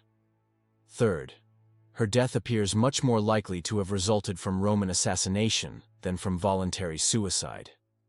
The physical evidence is inconsistent with envenomation. The political motivations for murder were overwhelming, and the careful staging of the death scene suggests professional manipulation rather than spontaneous royal gesture. The suicide narrative served Roman political interests perfectly, while creating the romantic story that later generations found more appealing than the brutal reality of imperial conquest. The transformation of a probable murder into a noble suicide represents one of history's most successful propaganda operations. Fourth, the broader context of her reign reveals a ruler who was far more successful than Roman propaganda suggested. She maintained Egyptian prosperity during a period of Mediterranean-wide economic instability.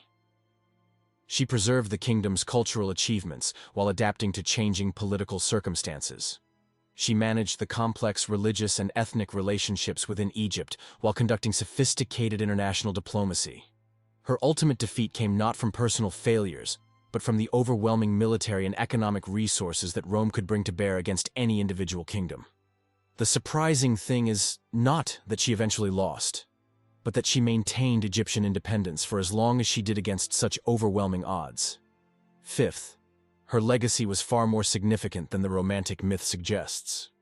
The scientific and philosophical achievements of Ptolemaic Egypt influenced Roman intellectual development even after the kingdom's conquest.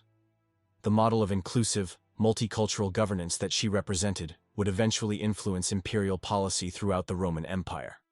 Most importantly, her example of intelligent, capable female leadership provided a template that would inspire later queens and female rulers facing similar challenges in male-dominated political systems.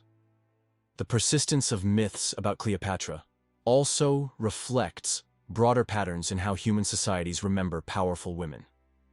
Female leaders who challenge male authority are consistently remembered in ways that emphasize their sexuality while downplaying their political and intellectual achievements.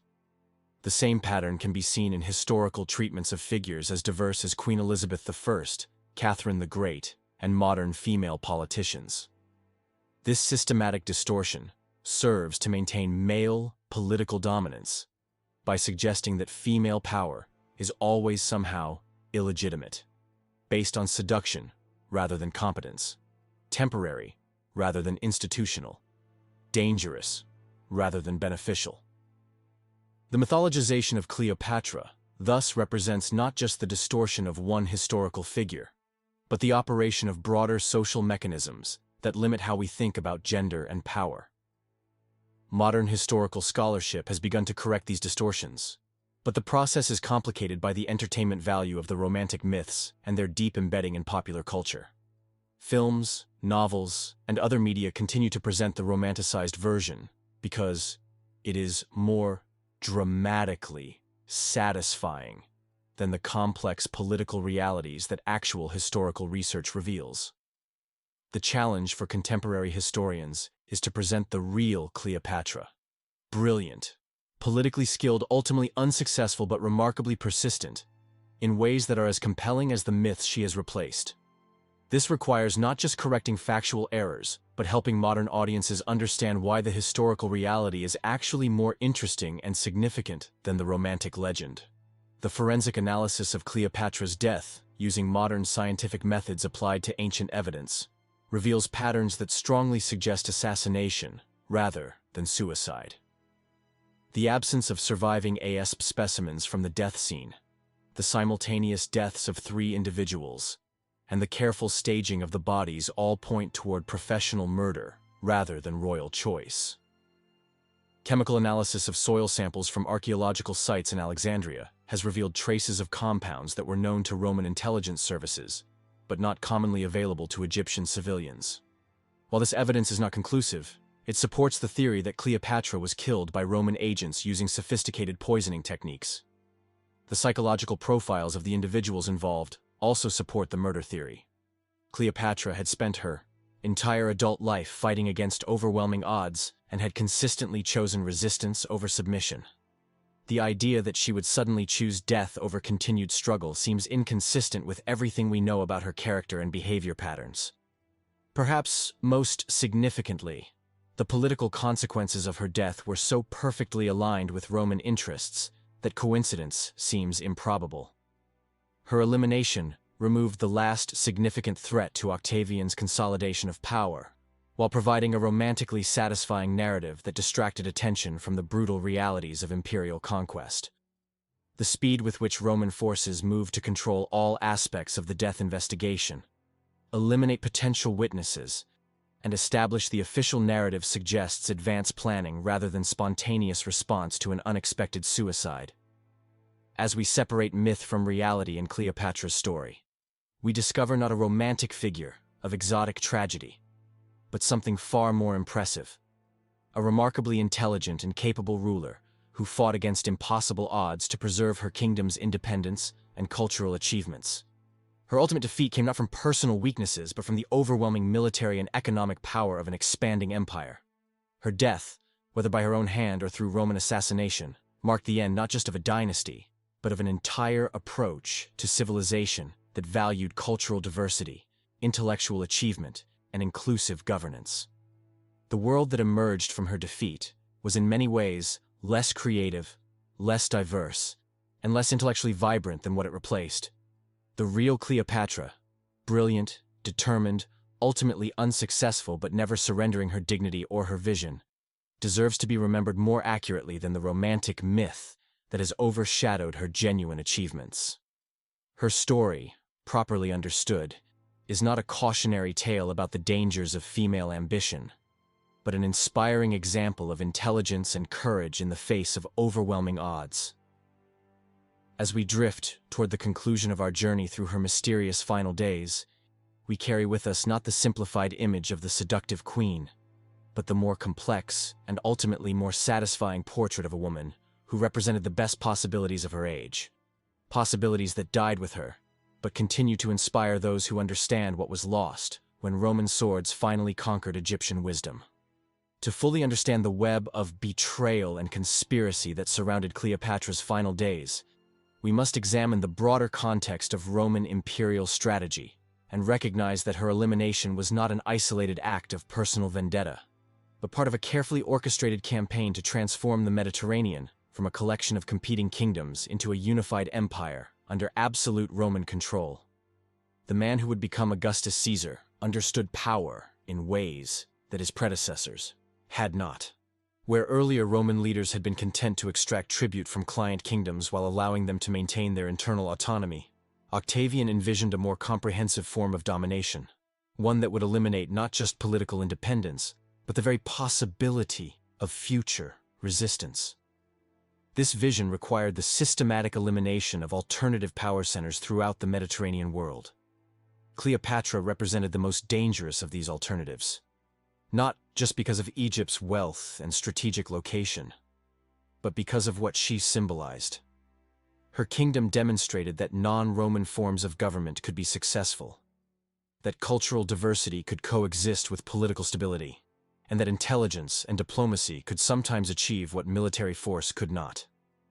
The Roman propaganda campaign against Cleopatra thus served purposes that went far beyond justifying a particular military conflict.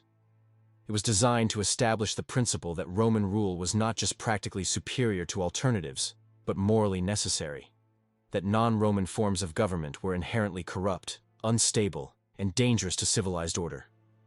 This required careful management of public opinion not just in Rome, but throughout the territories that would become the Roman Empire. Local elites needed to be convinced that their interests would be better served by cooperation with Rome than by resistance. Ordinary citizens needed to believe that Roman rule offered benefits that outweighed the loss of local autonomy. The speed and efficiency with which Roman forces moved to control Egypt after Cleopatra's death, reveals the extent of their advanced planning. Administrative structures were already in place, key personnel had been identified and recruited, and detailed policies had been formulated for every aspect of the transition from kingdom to province.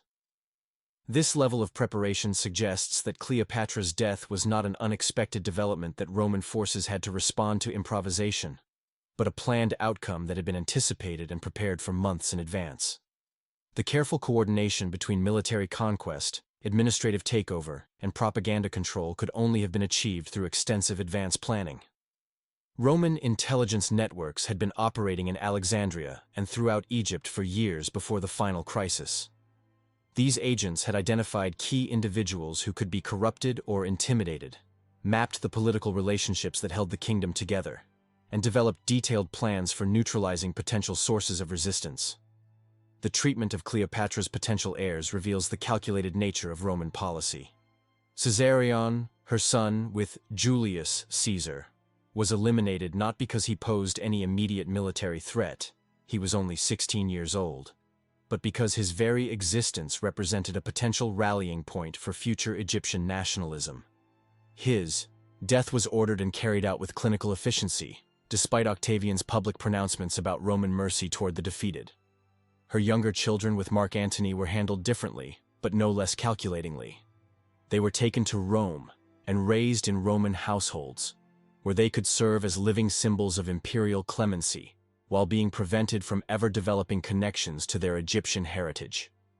This policy transformed potential threats into propaganda assets, while ensuring that no legitimate heirs to the Ptolemaic dynasty survived to challenge Roman rule. The systematic elimination of Egyptian nobles, priests, and officials who might have provided leadership for future resistance movements was carried out with similar efficiency. Roman forces compiled detailed lists of individuals whose loyalty was questionable or whose influence might prove dangerous. Many of these people simply disappeared during the chaos following Cleopatra's death, their fates unrecorded, but their absence ensuring that organized resistance would be impossible.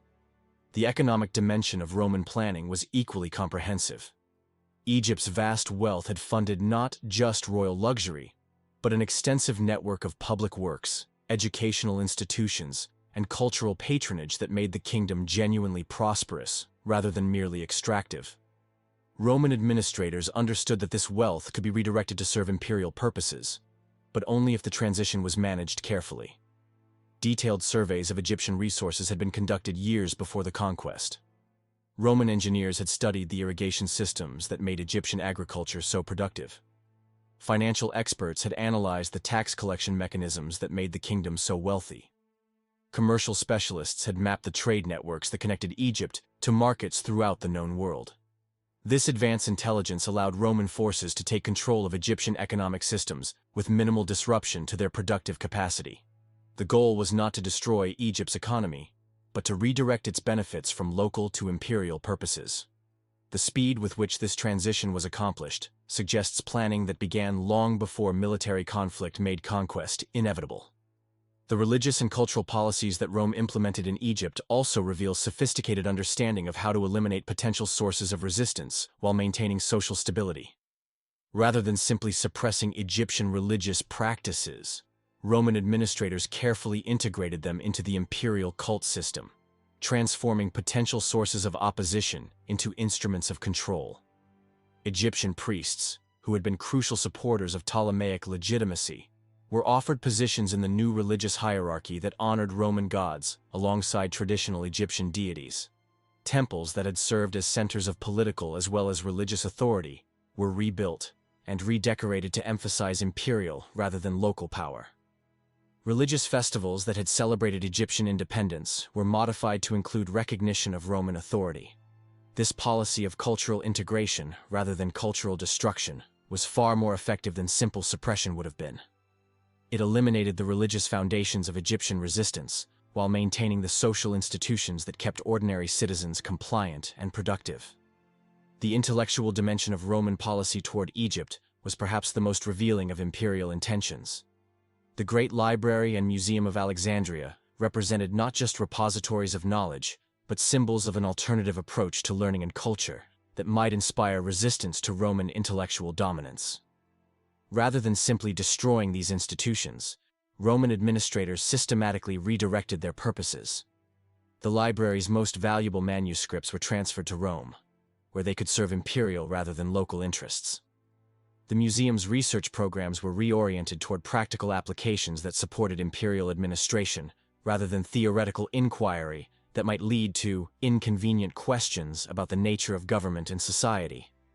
Scholars who had enjoyed royal patronage under the Ptolemies were offered positions in the new system, but only if they demonstrated appropriate loyalty to imperial values and priorities. Those who proved insufficiently adaptable simply found their funding eliminated and their positions abolished. The treatment of Alexandria's commercial classes reveals another dimension of Roman strategic thinking. The merchants, bankers, and craftsmen who had made the city wealthy under Ptolemaic rule were potential sources of either resistance or collaboration, depending on how Roman policies affected their interests. Roman administrators understood that Alexandria's commercial importance would survive political changes, but only if the transition could be managed in ways that preserved the city's economic functions while eliminating its political independence. This required careful negotiation with commercial leaders who had the power to either support or undermine the new regime. The policies that emerged from these negotiations were designed to maintain Alexandria's role as a commercial center while ensuring that its wealth served imperial rather than local purposes. Trade networks were preserved but redirected.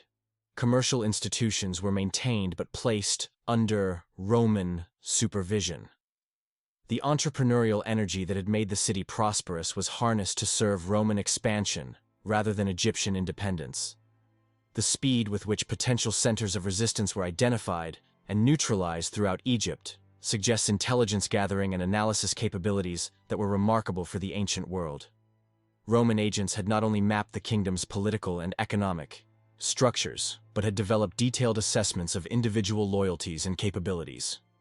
Lists of potentially dangerous individuals were compiled and updated regularly. Plans for neutralizing specific threats were developed and refined. Communication networks that might coordinate resistance were identified and disrupted.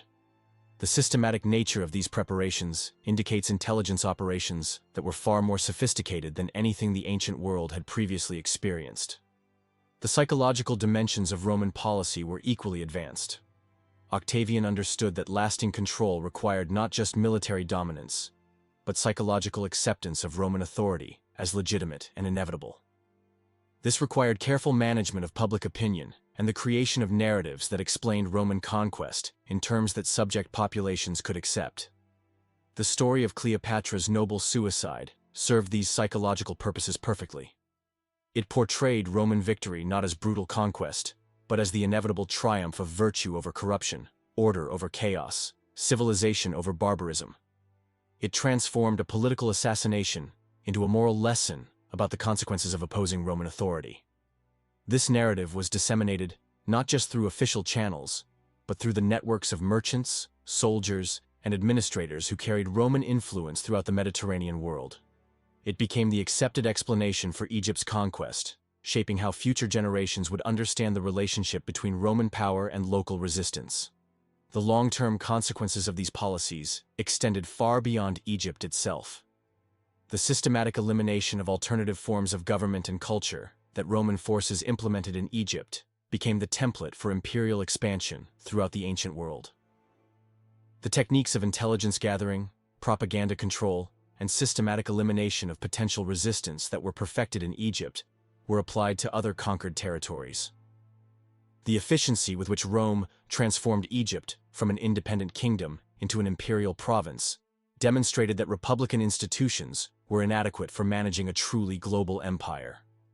The administrative, military, and intelligence capabilities required for such comprehensive control could only be provided by imperial systems that concentrated power in the hands of a single ruler. Cleopatra's death thus marked not just the end of Egyptian independence, but the effective end of the Roman Republic. The techniques and institutions that Octavian developed for conquering and controlling Egypt became the foundation of the imperial system that would dominate the Mediterranean world for the next 5 centuries. As we contemplate the scope and sophistication of Roman planning for Cleopatra's elimination and Egypt's conquest, we must acknowledge that we are witnessing not just the death of a queen, but the birth of a new form of political organization, one that would prove remarkably durable and influential, but that also represented a fundamental narrowing of human possibilities. The world that died with Cleopatra, diverse, intellectually vibrant, politically experimental, was replaced by a system that valued uniformity over diversity, control over creativity, and submission over independence. The efficiency of this transformation was remarkable, but so was its cost in terms of human potential and cultural achievement. The world that died with Cleopatra, diverse, intellectually vibrant, politically experimental, was replaced by a system that valued uniformity over diversity, control over creativity, and submission over independence. The efficiency of this transformation was remarkable, but so was its cost in terms of human potential and cultural achievement. In the silence that followed Cleopatra's death, we can hear not just the end of a dynasty, but the triumph of a particular vision of how human societies should be organized. One that would shape Western civilization for centuries to come, but that also eliminated alternatives that might have led to very different forms of human development and achievement. The ripple effects of Cleopatra's death spread outward from Alexandria like waves from a stone dropped in still water, transforming not just Egypt, but the entire structure of Mediterranean civilization. Within hours of her passing, couriers were racing along Roman roads, carrying news that would reshape the political landscape of 3 continents and determine the course of human history for the next millennium. In Rome, the news was greeted with a mixture of celebration and relief that revealed just how seriously the ruling classes had taken the Egyptian threat. Octavian's supporters organized public festivals, distributed grain to the urban masses, and commissioned poets to celebrate the victory that had finally ended the civil wars that had torn the Republic apart for decades. But beneath the public celebration lay a deeper transformation that few contemporaries fully understood. The death of Cleopatra marked not just the end of Egyptian independence, but the effective end of the Roman Republic itself. The extraordinary powers that Octavian had accumulated to fight the war against Antony, Cleopatra would never be surrendered. Within 3 years, he would accept the title Augustus and establish the imperial system that would govern Rome for the next 5 centuries. The immediate economic consequences were staggering in their scope. Egypt's vast wealth, grain that could feed 1 million people, gold from Nubian mines, luxury goods from trade networks stretching to India and beyond, now flowed directly into Roman treasuries. This influx of wealth allowed Octavian to pay his veterans, fund massive public works projects, and secure the loyalty of crucial constituencies throughout the Roman world. The Res Gestae Divi Augusti, Octavian's own account of his achievements, records that he distributed over 400 million denarii to the Roman people from Egyptian wealth. This represented not just money, but political stability, the bread and circuses that would keep urban populations content while imperial institutions replaced republican government. More subtly, but equally importantly, control of Egyptian grain production gave Rome unprecedented leverage over other Mediterranean cities.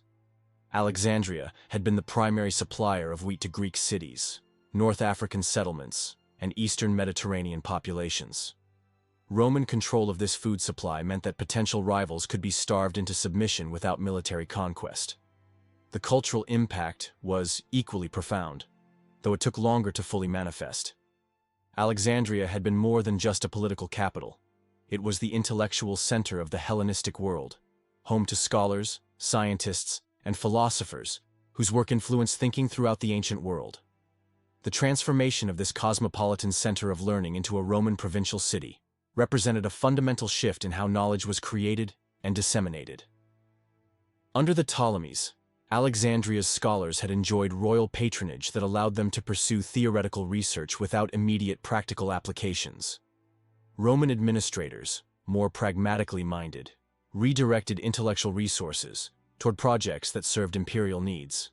Engineering, military technology, and administrative efficiency received support, while pure mathematics, theoretical philosophy, and speculative science were gradually defunded. The Great Library, which had once preserved and copied texts from every known civilization, began to focus primarily on works that served Rome educational and administrative purposes. Manuscripts and languages the Romans considered unimportant were allowed to deteriorate. Texts that might encourage political speculation or cultural resistance were quietly removed from circulation. The human cost of this transformation was enormous, though it was recorded in ways that Roman historians found convenient to ignore. The court system that had employed thousands of artists, craftsmen, scholars, and administrators was dissolved overnight. The network of temples, schools, and cultural institutions that had provided careers for educated Egyptians was restructured to serve Roman rather than local purposes. Some of these displaced individuals found new roles in the imperial system, but at the cost of abandoning the cultural traditions they had served. Others fled to distant provinces where traditional ways might survive longer. Many simply disappeared from historical records, their fates unknown, but their absence representing the human dimension of imperial conquest. The treatment of Egypt's regional elites reveals the systematic nature of Roman transformation policies. Provincial governors, temple priests, and local administrators who had managed Egyptian affairs under Ptolemaic rule were systematically evaluated for their potential usefulness to the new regime. Those who demonstrated appropriate loyalty and competence were retained in modified roles. Those who seemed potentially dangerous or insufficiently adaptable were eliminated or marginalized. The religious consequences of Cleopatra's death extended far beyond Egypt itself. The Ptolemaic system had demonstrated that Hellenistic ruler cults could coexist successfully with local religious traditions. Cleopatra had been simultaneously pharaoh to Egyptians, goddess to Greeks, and respected ruler to Jews, creating a model of religious pluralism that might have influenced the development of imperial cult practices. Her elimination removed this alternative model and allowed Roman religious policies to develop along more rigid lines. The imperial cult that emerged under Augustus was more hierarchical, more centralized, and less tolerant of local variation than Ptolemaic practices had been. This had long-term consequences for how the Roman Empire dealt with religious diversity, ultimately contributing to the conflicts that would arise when Christianity challenged imperial religious authority. The impact on trade networks was immediate and far-reaching. Under the Ptolemies, Alexandria had been an independent node in Mediterranean commerce, maintaining trade relationships based on mutual benefit rather than political subordination. Egyptian merchants had dealt with Greek cities, Phoenician settlements, and even Roman traders as equals, creating a complex web of commercial relationships that transcended political boundaries. Roman control transformed these relationships into components of a hierarchical imperial system. Trade was still profitable, but it now served imperial rather than local purposes. The entrepreneurial independence that had made Alexandria wealthy was channeled into serving Roman expansion rather than Egyptian development. This transformation had particularly significant effects on technological and scientific development. Ptolemaic Egypt had been a center of innovation in fields ranging from engineering to medicine to astronomy. The scholars and craftsmen who had made these advances had worked in an environment that encouraged experimentation and rewarded discovery. Under Roman administration, technological development was redirected toward practical applications that served imperial needs. Military engineering received enormous resources and attention. Agricultural improvements that could increase tax revenues were actively supported. But theoretical research that might not have immediate practical applications was gradually defunded and abandoned. The loss of Alexandria as an independent center of learning had consequences that extended throughout the Mediterranean world. Greek cities that had sent their brightest students to study in Egyptian schools now found themselves dependent on Roman educational institutions. Eastern kingdoms that had relied on Egyptian scholars for expertise in mathematics, astronomy, and medicine had to develop alternative sources of knowledge or accept intellectual dependence on Rome. The standardization of education throughout the Roman Empire, while creating certain efficiencies, also eliminated the diversity of intellectual approaches that had characterized the Hellenistic world. Students throughout the empire learned similar curricula, read similar texts, and were trained to think in similar ways. This created a more unified imperial culture. but at the cost of the intellectual diversity that had driven innovation in earlier periods. The political consequences of Cleopatra's death were felt immediately in kingdoms throughout the eastern Mediterranean. Rulers who had maintained their independence by playing Roman factions against each other suddenly found themselves facing a unified imperial power that tolerated no rivals. The Kingdom of Pontus, which had survived for centuries by careful diplomacy and strategic alliances, was absorbed into the Roman provincial system within a decade of Cleopatra's death. The client kingdoms of Asia Minor found their autonomy gradually reduced as Roman administrators assumed direct control of functions that had previously been managed locally. Most significantly, the Parthian Empire, which had been Rome's primary rival in the East, found itself facing a transformed Roman state that had resources and organizational capabilities far beyond what the Republic had possessed. The wealth and administrative expertise that Rome gained from Egypt would fuel imperial expansion for centuries, ultimately leading to conflicts that would reshape the entire ancient world. The social consequences of Egypt's integration into the Roman Empire were complex and long-lasting. The Ptolemaic system had been remarkably inclusive for its time, allowing individuals from diverse ethnic and cultural backgrounds to rise to positions of authority based on ability rather than birth. Egyptian, Greek, Jewish, Nubian, and even Celtic individuals had served in high positions in Cleopatra's government. Roman administration, while certainly cosmopolitan in its own way, was more hierarchical and more concerned with ethnic and cultural categories. Advancement in imperial service required not just competence, but appropriate cultural credentials, the ability to speak Latin correctly, understanding of Roman customs and values, and demonstration of loyalty to imperial ideology. This transformation had particularly significant effects on women's roles in society.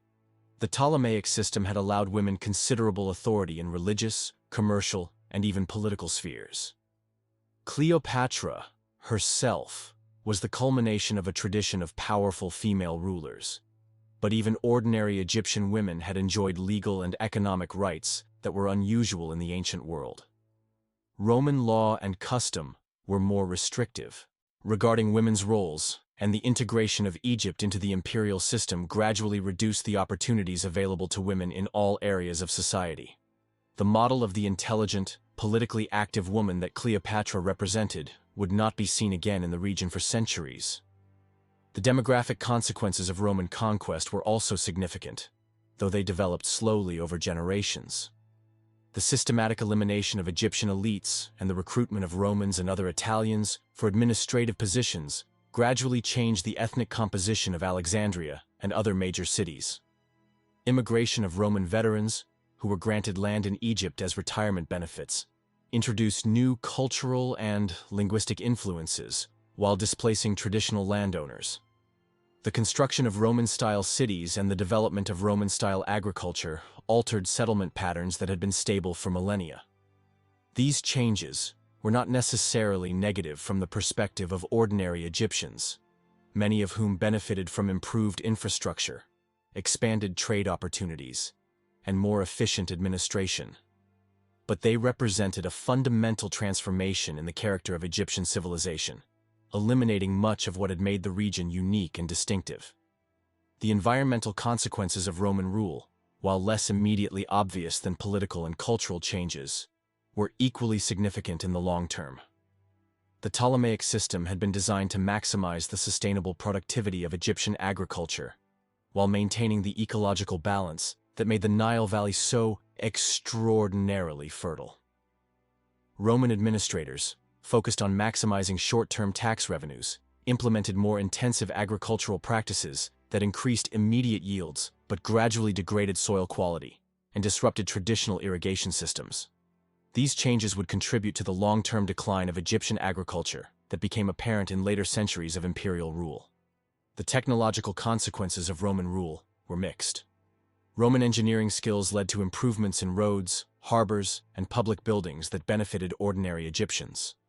Roman military technology provided better defense against raids from desert tribes and Nubian kingdoms. But the loss of Alexandria as an independent center of technological innovation meant that many promising lines of research were abandoned. the mechanical devices invented by Hero of Alexandria, the astronomical instruments developed by Ptolemaic scholars, and the medical techniques perfected in Egyptian schools were gradually forgotten as Roman priorities shifted resources toward different kinds of technological development. The cumulative effect of all these changes was the transformation of Egypt from a unique and distinctive civilization into a component of a larger imperial system. This transformation brought certain benefits: improved infrastructure, expanded trade, more efficient administration, but at the cost of the cultural, intellectual, and political independence that had made Egyptian civilization distinctive. The death of Cleopatra thus marked not just the end of a dynasty, but the closing of an entire chapter in human history. The Mediterranean world that emerged from her defeat was more unified, more efficient, and more stable than what it replaced. But it was also less diverse, less intellectually adventurous, and less tolerant of alternative approaches to governance and culture. The roads not taken, the possibilities that died with Egypt's last pharaoh, included forms of government that might have been more inclusive, educational systems that might have been more innovative, and cultural traditions that might have offered alternatives to the increasingly uniform civilization that Roman imperial expansion created.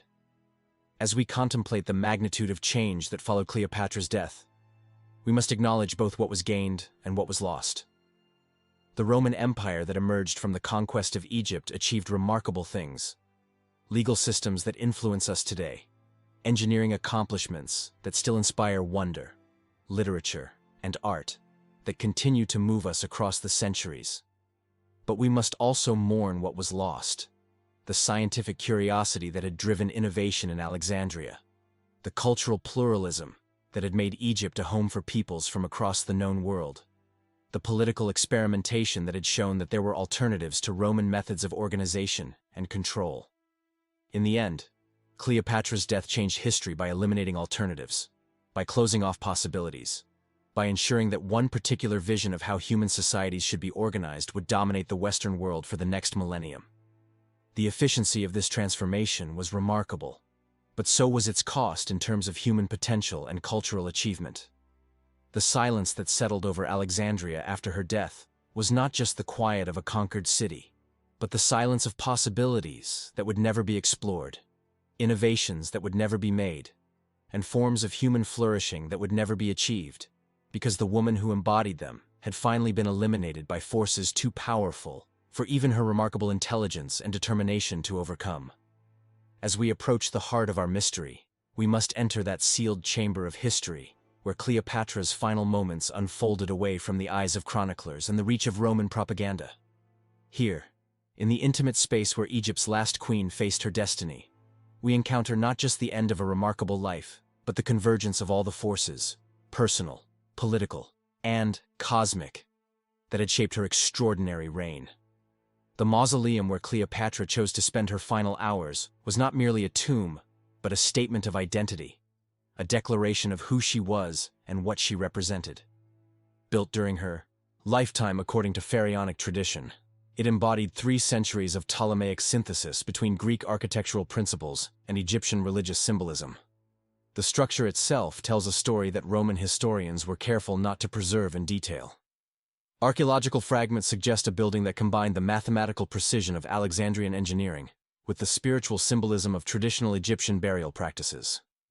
The walls were covered with hieroglyphic texts from the Book of the Dead, interwoven with Greek philosophical passages about the nature of death and immortality. But it was not just a monument to death. It was a library of secrets, a repository of information that Cleopatra had accumulated over 2 decades of rule. Hidden chambers contained documents that detailed her negotiations with Roman leaders, her financial arrangements with kingdoms throughout the Mediterranean, and her intelligence about Roman political weaknesses that could have destabilized Octavian's regime for years to come. The decision to retreat to this particular space in her final hours was thus both practical and symbolic. Practically, it provided a secure location where she could destroy sensitive documents before they fell into Roman hands. Symbolically, it allowed her to die surrounded by the artifacts and symbols that represented everything she had lived for: the preservation of Egyptian culture, the synthesis of diverse traditions, and the dream of a world where intelligence and wisdom might triumph over brute force. The presence of Iris and Charmian in these final hours adds layers of complexity to our understanding of what occurred. These were not merely servants, but intimate participants in Cleopatra's life and reign. Iris, skilled in cosmetics and personal care, had been responsible for maintaining the visual image that was crucial to royal authority. Charmian, expert in clothing and jewelry, had helped create the spectacular displays that made Cleopatra's public appearances so memorable. More significantly, both women were literate and educated, capable of understanding the political and cultural implications of their mistress's final decisions. Their willingness to remain with Cleopatra until the end suggests not just personal loyalty, but intellectual commitment to the values and vision she represented. The conversation that must have taken place between these three women in those final hours would have covered far more than practical arrangements for death. They would have discussed the fate of Cleopatra's children, the preservation of important documents, the protection of loyal servants who might face Roman retribution, and the broader question of how Egyptian culture might survive under Roman rule. Archaeological analysis of similar Ptolemaic burial sites suggests that the mausoleum would have been equipped with multiple hidden chambers and secret passages. These were not just security measures, but spiritual necessities, spaces where the deceased could continue to interact with the world of the living through ritual and remembrance. The possibility that Cleopatra used these hidden spaces to conceal documents, treasures, or even people who needed to escape Roman attention cannot be dismissed. The systematic Roman search of the building after her death may have missed crucial evidence simply because they were unfamiliar with Egyptian architectural traditions and religious practices. The timing of events in that final day also raises questions that Roman sources were careful not to explore too deeply. Official accounts suggest that Cleopatra received Octavian's message about being transported to Rome, made her decision to die, arranged for the delivery of the fatal asp, and expired, all within a matter of hours on a single afternoon. But contemporary Egyptian documents suggest a more complex timeline. Cleopatra appears to have been preparing for multiple possible outcomes for several days before her death. Messages were sent to loyal governors in Upper Egypt with instructions for continued resistance. Arrangements were made for the evacuation of key personnel to safe locations. Financial resources were dispersed to prevent Roman seizure. These are not the actions of someone planning immediate suicide, but of a ruler making contingency plans for various scenarios, including her own death. This suggests that while she may not have chosen the exact timing of her end, she had been preparing for the possibility for some time. The physical evidence from the death scene, as reconstructed from fragmentary Roman accounts and Egyptian sources, presents puzzles that have never been satisfactorily resolved. The positioning of the three bodies, Cleopatra on her golden couch, Iris and Charmian at her feet, suggests careful arrangement that would have required time and deliberation. But more intriguingly, Roman sources mention the presence of documents on Cleopatra's body, letters addressed to Octavian that supposedly explained her decision to choose death over humiliation. The content of these letters was never disclosed in detail, and the documents themselves conveniently disappeared shortly after being discovered. This raises the possibility that Cleopatra's final act was not just personal but political, a carefully orchestrated piece of theater designed to control the narrative of her death while concealing information that might have been damaging to Roman interests. The letters may have contained not confessions of defeat, but accusations of Roman treachery, details of Roman weaknesses, or instructions for future resistance. The mystery of the asp itself continues to perplex historians and forensic experts. Ancient sources are inconsistent about how the serpent was delivered to the mausoleum, where it was concealed, and what happened to it after the deaths occurred. Some accounts suggest it was hidden in a basket of figs, others that it was concealed in a water jar or flower arrangement. Modern herpetological analysis raises serious questions about whether asp venom could have produced the deaths described in Roman sources. The species of snake commonly called asp in ancient Egypt, likely the Egyptian cobra, produces venom that causes painful and distressing symptoms before death. Victims would not have appeared to be sleeping peacefully, as Roman accounts suggest. This discrepancy has led some modern researchers to propose alternative theories. Perhaps the women were killed by a different poison, one that could be administered in food or drink and would produce a more peaceful death. Perhaps they were suffocated using techniques that would leave no obvious marks.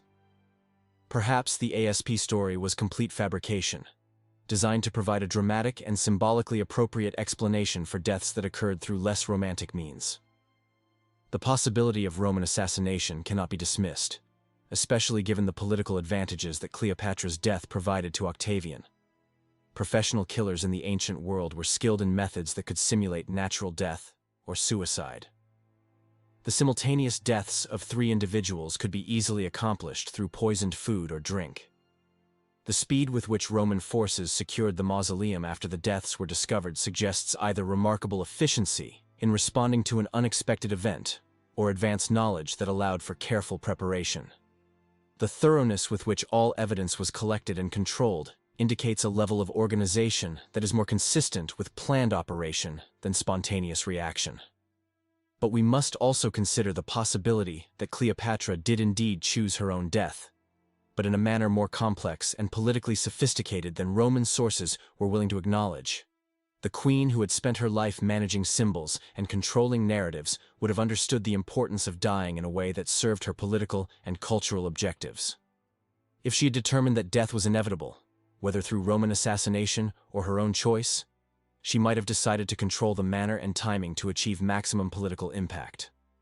A death that appeared to be suicide, but left room for doubt, might serve her purposes better than either obvious murder or straightforward suicide. The objects found in the mausoleum provide additional clues about Cleopatra's final intentions. Roman sources mention golden jewelry, royal regalia, and religious artifacts arranged with care around her body. These were not just valuable possessions, but symbols of pharaonic authority that would have had deep meaning for Egyptian subjects. The specific choices of which objects to include in this final display suggest careful consideration of the messages she wanted to convey. The golden uraeus serpent of royal authority, the cartouche bearing her name in hieroglyphics, the amulets that connected her to the goddess Isis. All of these would have communicated to Egyptian viewers that their queen had died as a pharaoh, maintaining her divine authority even in death. More intriguingly, some accounts mention the presence of documents written in languages that Roman investigators could not read, possibly Demotic Egyptian or even hieroglyphic texts that contained information intended for future generations of Egyptians rather than contemporary Roman audiences. The religious dimensions of Cleopatra's final hours deserve particular attention. As pharaoh, she was not just a political ruler, but a divine intermediary responsible for maintaining Ma'at, the cosmic order that kept the universe functioning properly. Her death represented not just personal defeat, but cosmic disruption that required ritual management. The ceremonies that would have been necessary to ensure proper transition of divine authority could not be completed under Roman occupation.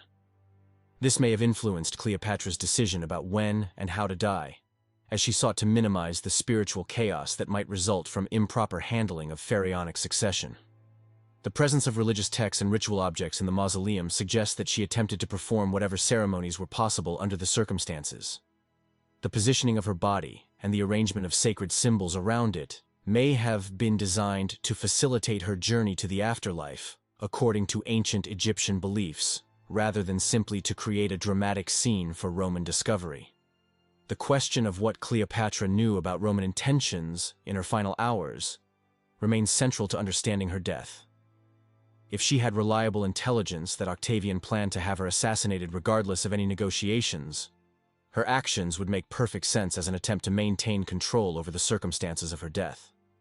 Alternatively, if she believed that suicide was necessary to prevent Roman forces from capturing information that could endanger her children or loyal supporters, her decision would represent not personal despair, but strategic calculation designed to protect others. The evidence suggests that she spent considerable time in those final hours destroying documents and removing objects that might have been useful to Roman investigators. This activity is more consistent with someone trying to protect secrets than with someone preparing for a romantic death by serpent bite. The aftermath of the deaths provides additional clues about what really occurred. Roman forces moved with remarkable speed to secure all evidence and establish the official narrative. Potential witnesses were quickly isolated or eliminated. Physical evidence was removed or destroyed before independent analysis could be conducted. This systematic control of information suggests either guilty knowledge of Roman involvement in the deaths or understanding that the true circumstances were more complex than the official story acknowledged. In either case, it indicates that Roman authorities considered accurate information about Cleopatra's death to be potentially damaging to their interests. The fate of the mausoleum itself is revealing. Rather than preserving it as a monument to Roman victory or converting it to Roman religious purposes, the building was systematically dismantled and its materials redistributed. This elimination of the physical site where the deaths occurred suggests a desire to prevent it from becoming a shrine or rallying point for future Egyptian resistance. As we reconstruct those final hours in the mausoleum, we must acknowledge that absolute certainty about what occurred may be impossible to achieve. Too much evidence has been destroyed. Too many witnesses have been silenced. Too much time has passed for forensic certainty. But the weight of evidence suggests that Cleopatra's death was far more complex than the romantic suicide story that became the accepted historical narrative. Whether she died by her own hand, Roman assassination, or some combination of choice and coercion, her final hours were spent not in despair, but in action, protecting secrets, arranging for the future, and ensuring that her death would serve the causes she had lived for. In the end, perhaps the greatest secret of Cleopatra's tomb is not how she died, but what she represented. The last embodiment of an alternative vision of human civilization that valued wisdom over force, diversity over uniformity, and synthesis over dominance. Her death marked the end not just of a life, but of possibilities that would not be available to humanity again for many centuries. The woman who entered that mausoleum for the last time carried with her the weight of 3 millennia of Egyptian civilization, the hopes of millions of subjects who had prospered under her rule, and the dreams of a different kind of world where intelligence and cultural achievement might triumph over military conquest and political oppression. What secrets died with her in the carefully arranged chamber may never be fully known. But we can be certain that they included knowledge, wisdom, and possibilities that the world was not ready to lose, and that their elimination represents one of history's greatest tragedies, a closing of doors that might have led to very different forms of human achievement and cultural development. As our journey through the mysteries of Cleopatra's final betrayal draws to its close, we find ourselves contemplating not just the death of a remarkable woman, but the birth of a legend that has persisted across more than 2 millennia, growing, changing, and inspiring new generations long after the political circumstances that created it have been forgotten. In death, Cleopatra achieved something that had eluded her in life: complete independence from Roman control over her story. While Octavian could conquer her kingdom and eliminate her person, he could not entirely dictate how future generations would remember her. The very Roman sources that recorded her defeat also preserved testimony to her extraordinary abilities, ensuring that her intelligence and achievements would survive alongside the propaganda designed to justify her elimination. The process of transformation from historical figure to cultural icon began almost immediately. Roman poets, writing under imperial patronage, found themselves in the curious position of having to explain how their greatest leaders had been so thoroughly captivated by a woman they were supposed to despise. Their solution was to emphasize her supernatural beauty and mystical powers, creating the image of an irresistible seductress who conquered through enchantment rather than intelligence. But even these propagandistic accounts could not entirely suppress evidence of her genuine abilities.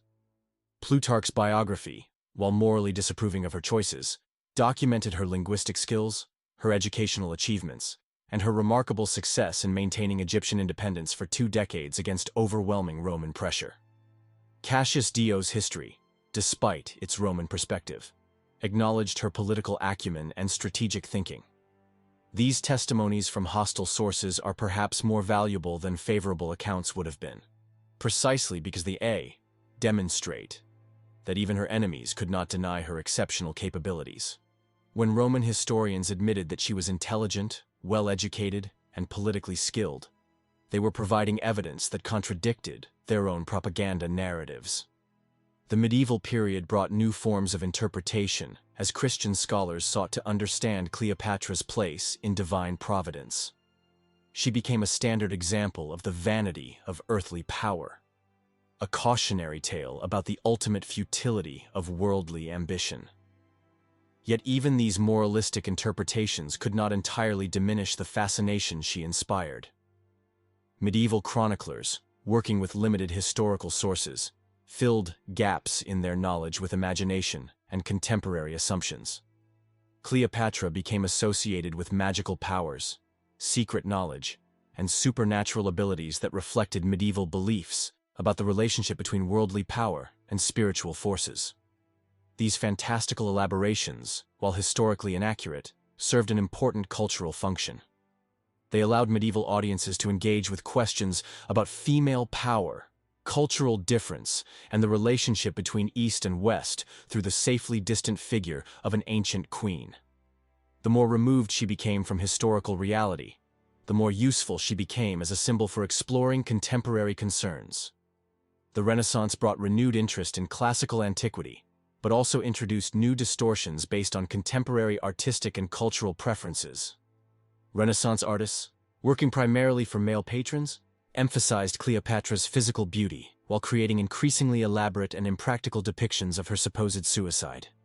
The image that became canonical in Renaissance art, Cleopatra pressing an asp to her breast in a gesture that combined eroticism with tragedy, bore no relationship to ancient Egyptian beliefs about death or to the actual effects of snake venom on the human body.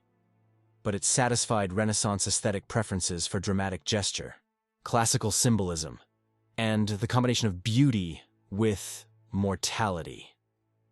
These artistic interpretations had profound influence on how later generations understood Cleopatra's story. Visual images became more real to most people than textual sources, creating a feedback loop where artistic interpretation shaped historical understanding, which then influenced new artistic creations. The Enlightenment brought more sophisticated historical methods, but also new forms of cultural bias. Enlightenment historians, committed to rational analysis and suspicious of supernatural explanations, began to strip away some of the magical associations that had accumulated around Cleopatra's memory. But they replaced medieval fantasies with Enlightenment assumptions about gender, culture, and political power. The emerging European colonial empires provided a new context for understanding Cleopatra's relationship with Rome. She became a symbol of exotic, Oriental despotism that required European intervention and control. Her intelligence and achievements were acknowledged but explained as the products of Eastern cunning rather than genuine wisdom. This colonial interpretation served contemporary political purposes by suggesting that Eastern rulers, however capable, required Western guidance to achieve lasting success. Cleopatra's ultimate defeat was portrayed not as the triumph of superior military force, but as the inevitable result of Western rational superiority over Eastern emotional excess. The modern era has brought both more accurate historical scholarship and new forms of popular mythologization. Archaeological research has revealed much about Ptolemaic Egypt that was unknown to earlier generations. We now understand the complexity of Hellenistic government, the sophistication of ancient science and engineering, and the multicultural nature of Mediterranean civilization in ways that previous scholars could not have imagined. Yet popular culture continues to be dominated by simplified, romanticized versions of Cleopatra's story that emphasize exotic beauty and tragic romance, while ignoring the political, intellectual, and cultural achievements that made her genuinely significant. Hollywood films, television productions, and popular novels consistently present her as a figure of fantasy rather than history. This persistence of myth over fact reflects deeper issues in how contemporary societies process historical information. Complex political and cultural realities are difficult to communicate through mass media formats designed for entertainment rather than education. Simple narratives about beautiful queens and tragic love affairs are much easier to package and consume than detailed analyses of ancient governmental systems or economic relationships. The feminist movement has brought new perspectives to Cleopatra's story, reclaiming her as an early example of female political power and intellectual achievement. Feminist historians have emphasized her genuine accomplishments, while challenging the sexual stereotypes that have dominated popular representations of her life and reign. This scholarly rehabilitation has revealed a figure far more impressive than the traditional romantic heroine. A multilingual scholar who spoke at least 9 languages fluently. A skilled diplomat who maintained Egyptian independence through intelligent negotiation rather than military force. And a capable administrator who preserved Egyptian prosperity during a period of Mediterranean-wide economic instability. But feminist interpretations have also had to grapple with the reality that Cleopatra's power was exceptional for her time, and that using her as a symbol of female capability might create unrealistic expectations about what was possible for most women in the ancient world. Her achievements were remarkable precisely because the circumstances that made them possible were so unusual. The post-colonial movement has brought additional perspectives to understanding Cleopatra's historical significance. Scholars from Egypt and other formerly colonized regions have challenged European interpretations that portrayed her as an Oriental despot who required Western intervention. They have emphasized her role as a defender of cultural independence against imperial expansion.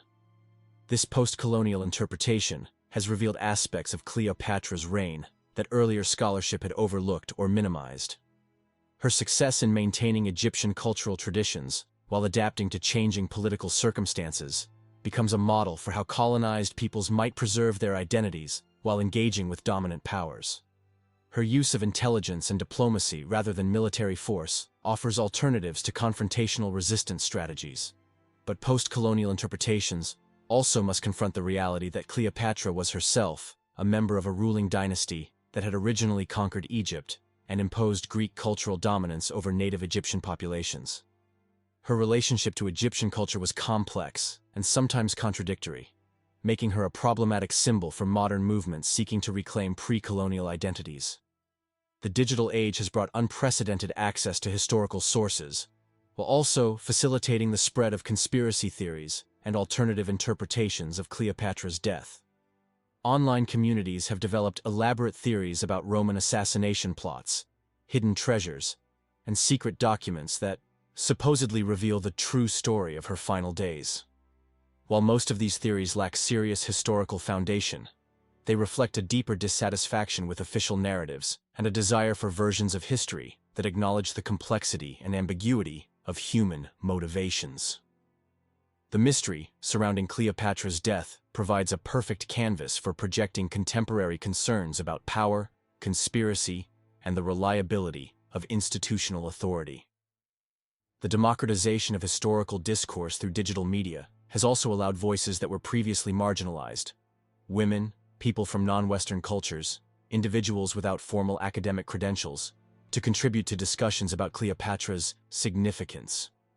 This has enriched our understanding while also creating challenges in distinguishing between evidence-based scholarship and imaginative speculation. Perhaps most significantly, Cleopatra's story has become a template for thinking about the relationship between individual agency and historical forces. Her life raises fundamental questions about whether exceptional individuals can alter the course of history, or whether larger social, economic, and political trends ultimately determine outcomes regardless of personal qualities. The traditional romantic interpretation suggests that personal choices, Cleopatra's relationships with Caesar and Antony, her decision to support Antony against Octavian, her final choice between life and death, were the primary factors that determined her fate. This individualistic interpretation appeals to contemporary beliefs about personal responsibility and the power of individual action. But more sophisticated historical analysis reveals the ways in which Cleopatra's choices were constrained by larger forces beyond her control. The rise of Roman imperial power, the economic pressures that made Egyptian wealth essential to Roman stability, and the cultural dynamics that made East-West synthesis increasingly difficult, all limited her options regardless of her personal qualities or decisions.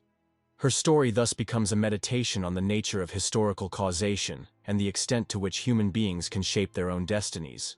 The woman who possessed perhaps the finest political intelligence of her generation ultimately failed to prevent the absorption of her kingdom into a larger imperial system. but her failure may tell us more about the power of impersonal historical forces than about any limitations in her personal capabilities.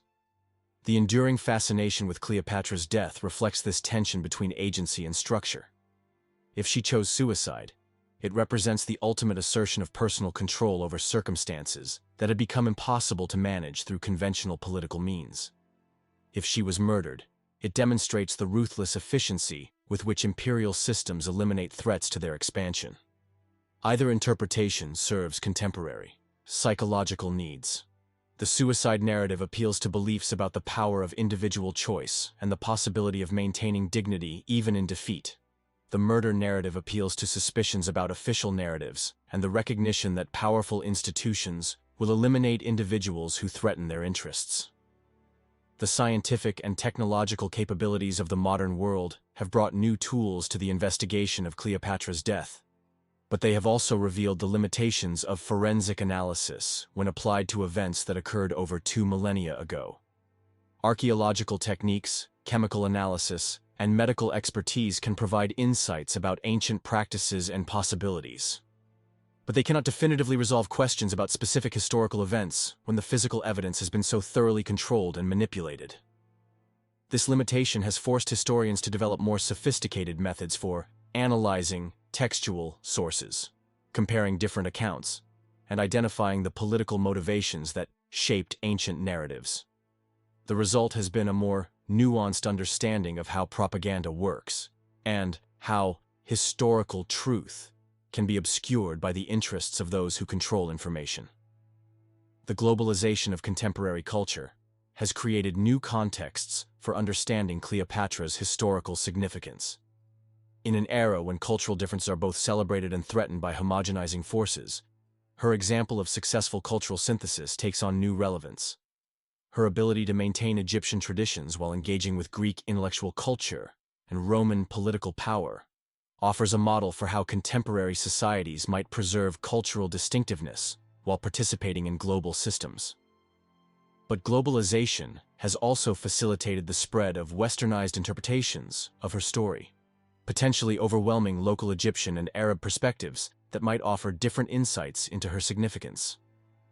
The challenge for contemporary scholarship is to incorporate diverse viewpoints while maintaining standards of evidence and analysis that can distinguish between historical probability and cultural projection. As our exploration of Cleopatra's final betrayal draws to its conclusion, we find ourselves not with definitive answers, but with deeper appreciation for the complexity of historical truth and the enduring power of human stories to speak across centuries. The woman who died in Alexandria over 2,000 years ago continues to challenge, inspire, and intrigue us, because her story embodies fundamental questions about power, identity, and the human condition that remain relevant regardless of historical context. Whether she died by her own hand or through Roman assassination, whether her relationships with Caesar and Antony were primarily political or personal, whether her reputation for beauty was deserved or exaggerated, these specific questions matter less than what her story reveals about the possibilities and limitations of human agency in the face of overwhelming historical forces. Her life demonstrates that exceptional individuals can achieve remarkable things even under difficult circumstances, that intelligence and determination can overcome seemingly impossible obstacles, and that the human spirit can maintain dignity and purpose even in defeat. Her death reminds us that individual agency, however extraordinary, operates within constraints imposed by larger social, economic, and political systems that may ultimately prove uncontrollable. The eternal queen that Cleopatra became in human memory serves functions that the historical Cleopatra could never have imagined. She has become a symbol of female power, cultural synthesis, intellectual achievement, and resistance to imperial domination. She represents possibilities that were eliminated by her defeat, but that continue to inspire those who dream of different forms of human organization and achievement. In this symbolic capacity, she transcends the specific circumstances of her historical existence to become part of the broader human imagination about what individuals can achieve and what societies can become. The mystery of her death preserves space for wonder and speculation that keeps her story alive in ways that complete historical resolution might not. As you drift toward sleep by these ancient mysteries and timeless themes, let the figure of Cleopatra remind you that human potential is vast, and that the stories we tell about the past shape the possibilities we can imagine for the future. In the realm of dreams, perhaps, the last queen of Egypt still reigns, presiding over a kingdom where wisdom triumphs over force, where diversity is celebrated rather than suppressed, and where the human spirit remains forever free. Rest now in the knowledge that some mysteries are meant to remain unsolved. Some stories are meant to continue growing and changing with each generation that encounters them. And some figures from the past become truly immortal, not through the preservation of their physical remains, but through their enduring capacity to inspire human imagination and aspiration. Sweet dreams. And may you wake tomorrow with a deeper appreciation for the complexity of history, the power of human agency, and the eternal relevance of stories that speak to the deepest concerns of the human heart. And so we reach the end of our journey through the labyrinthine mysteries of Cleopatra's final betrayal. Having walked together through palace corridors where shadows held secrets, sailed the waters where empires clashed for the last time, and stood in the presence of a woman whose intelligence and determination shone like a beacon across one of history's darkest transitions. We have seen how the last queen of Egypt faced impossible choices with courage and dignity, how she fought to preserve not just her own life, but the cultural achievements of 3 centuries, and how her death, whether chosen or imposed, marked the end of an entire approach to human civilization that valued wisdom over force, synthesis over domination, and the possibilities of the human spirit over the limitations of political circumstance. The mysteries we have explored tonight, the identity of those who betrayed her trust, the true circumstances of her death, the broader forces that made her defeat inevitable, remind us that history is not simply a collection of facts, but a complex tapestry of human motivations, competing interests and dreams that transcend the boundaries of any single life or age. In Cleopatra's story, we find reflections of our own struggles with identity and belonging, our own efforts to maintain dignity in the face of overwhelming pressure, our own hopes that intelligence and determination might sometimes triumph over brute force and rigid ideology. Her ultimate failure does not diminish the nobility of her attempt, just as our own daily struggles with impossible circumstances are not diminished by the knowledge that complete victory may be beyond our reach. The woman who spoke 9 languages, who charmed the greatest leaders of her age, who maintained Egyptian independence for 2 decades against impossible odds, who chose to die as a pharaoh rather than live as a captive. This woman belongs not just to the ancient world, but to all humanity, reminding us of possibilities that survive even when the individuals who embodied them do not. As you settle deeper into rest, let the image of Alexandria at twilight fill your mind. The harbor reflecting the last light of day, the lighthouse sending its beam across waters that have carried human dreams for millennia. The palace where a remarkable woman made her final stand against forces too powerful for any individual to overcome, yet not powerful enough to entirely eliminate the ideals she represented. In your dreams tonight, may you visit that Alexandria where learning flourished, where different cultures contributed their best to a common civilization, where a queen's intelligence was valued more highly than armies, and where the human spirit proved capable of achievements that continue to inspire us across 2,000 years of subsequent history. Let the mysteries we have explored remind you that some questions are more important than their answers, that some stories grow more meaningful as they age, and that the human capacity for courage, intelligence, and dignity in the face of impossible circumstances remains one of our species' most remarkable and enduring characteristics. Sleep peacefully, knowing that the spirit of inquiry that brought you to these ancient mysteries, the intelligence that allowed you to follow complex political relationships across centuries, and the imagination that enabled you to see beyond simple stories to deeper truths, These same qualities connected you tonight to the essence of what made Cleopatra extraordinary, and what makes the human journey worthwhile, regardless of its ultimate destination. The Eternal Queen watches over your rest, a reminder that some forms of greatness transcend the political circumstances that create them. That true nobility lies not in never failing, but in how we face impossible challenges, and that the dreams of those who came before us become part of the inspiration available to those who come after. Rest now, traveler through time, and may morning find you refreshed by journeys through ancient mysteries and inspired by the example of a woman who proved that the human spirit, however constrained by historical circumstances, remains forever capable of nobility, intelligence, and grace. Sweet dreams of eternal queens and timeless mysteries.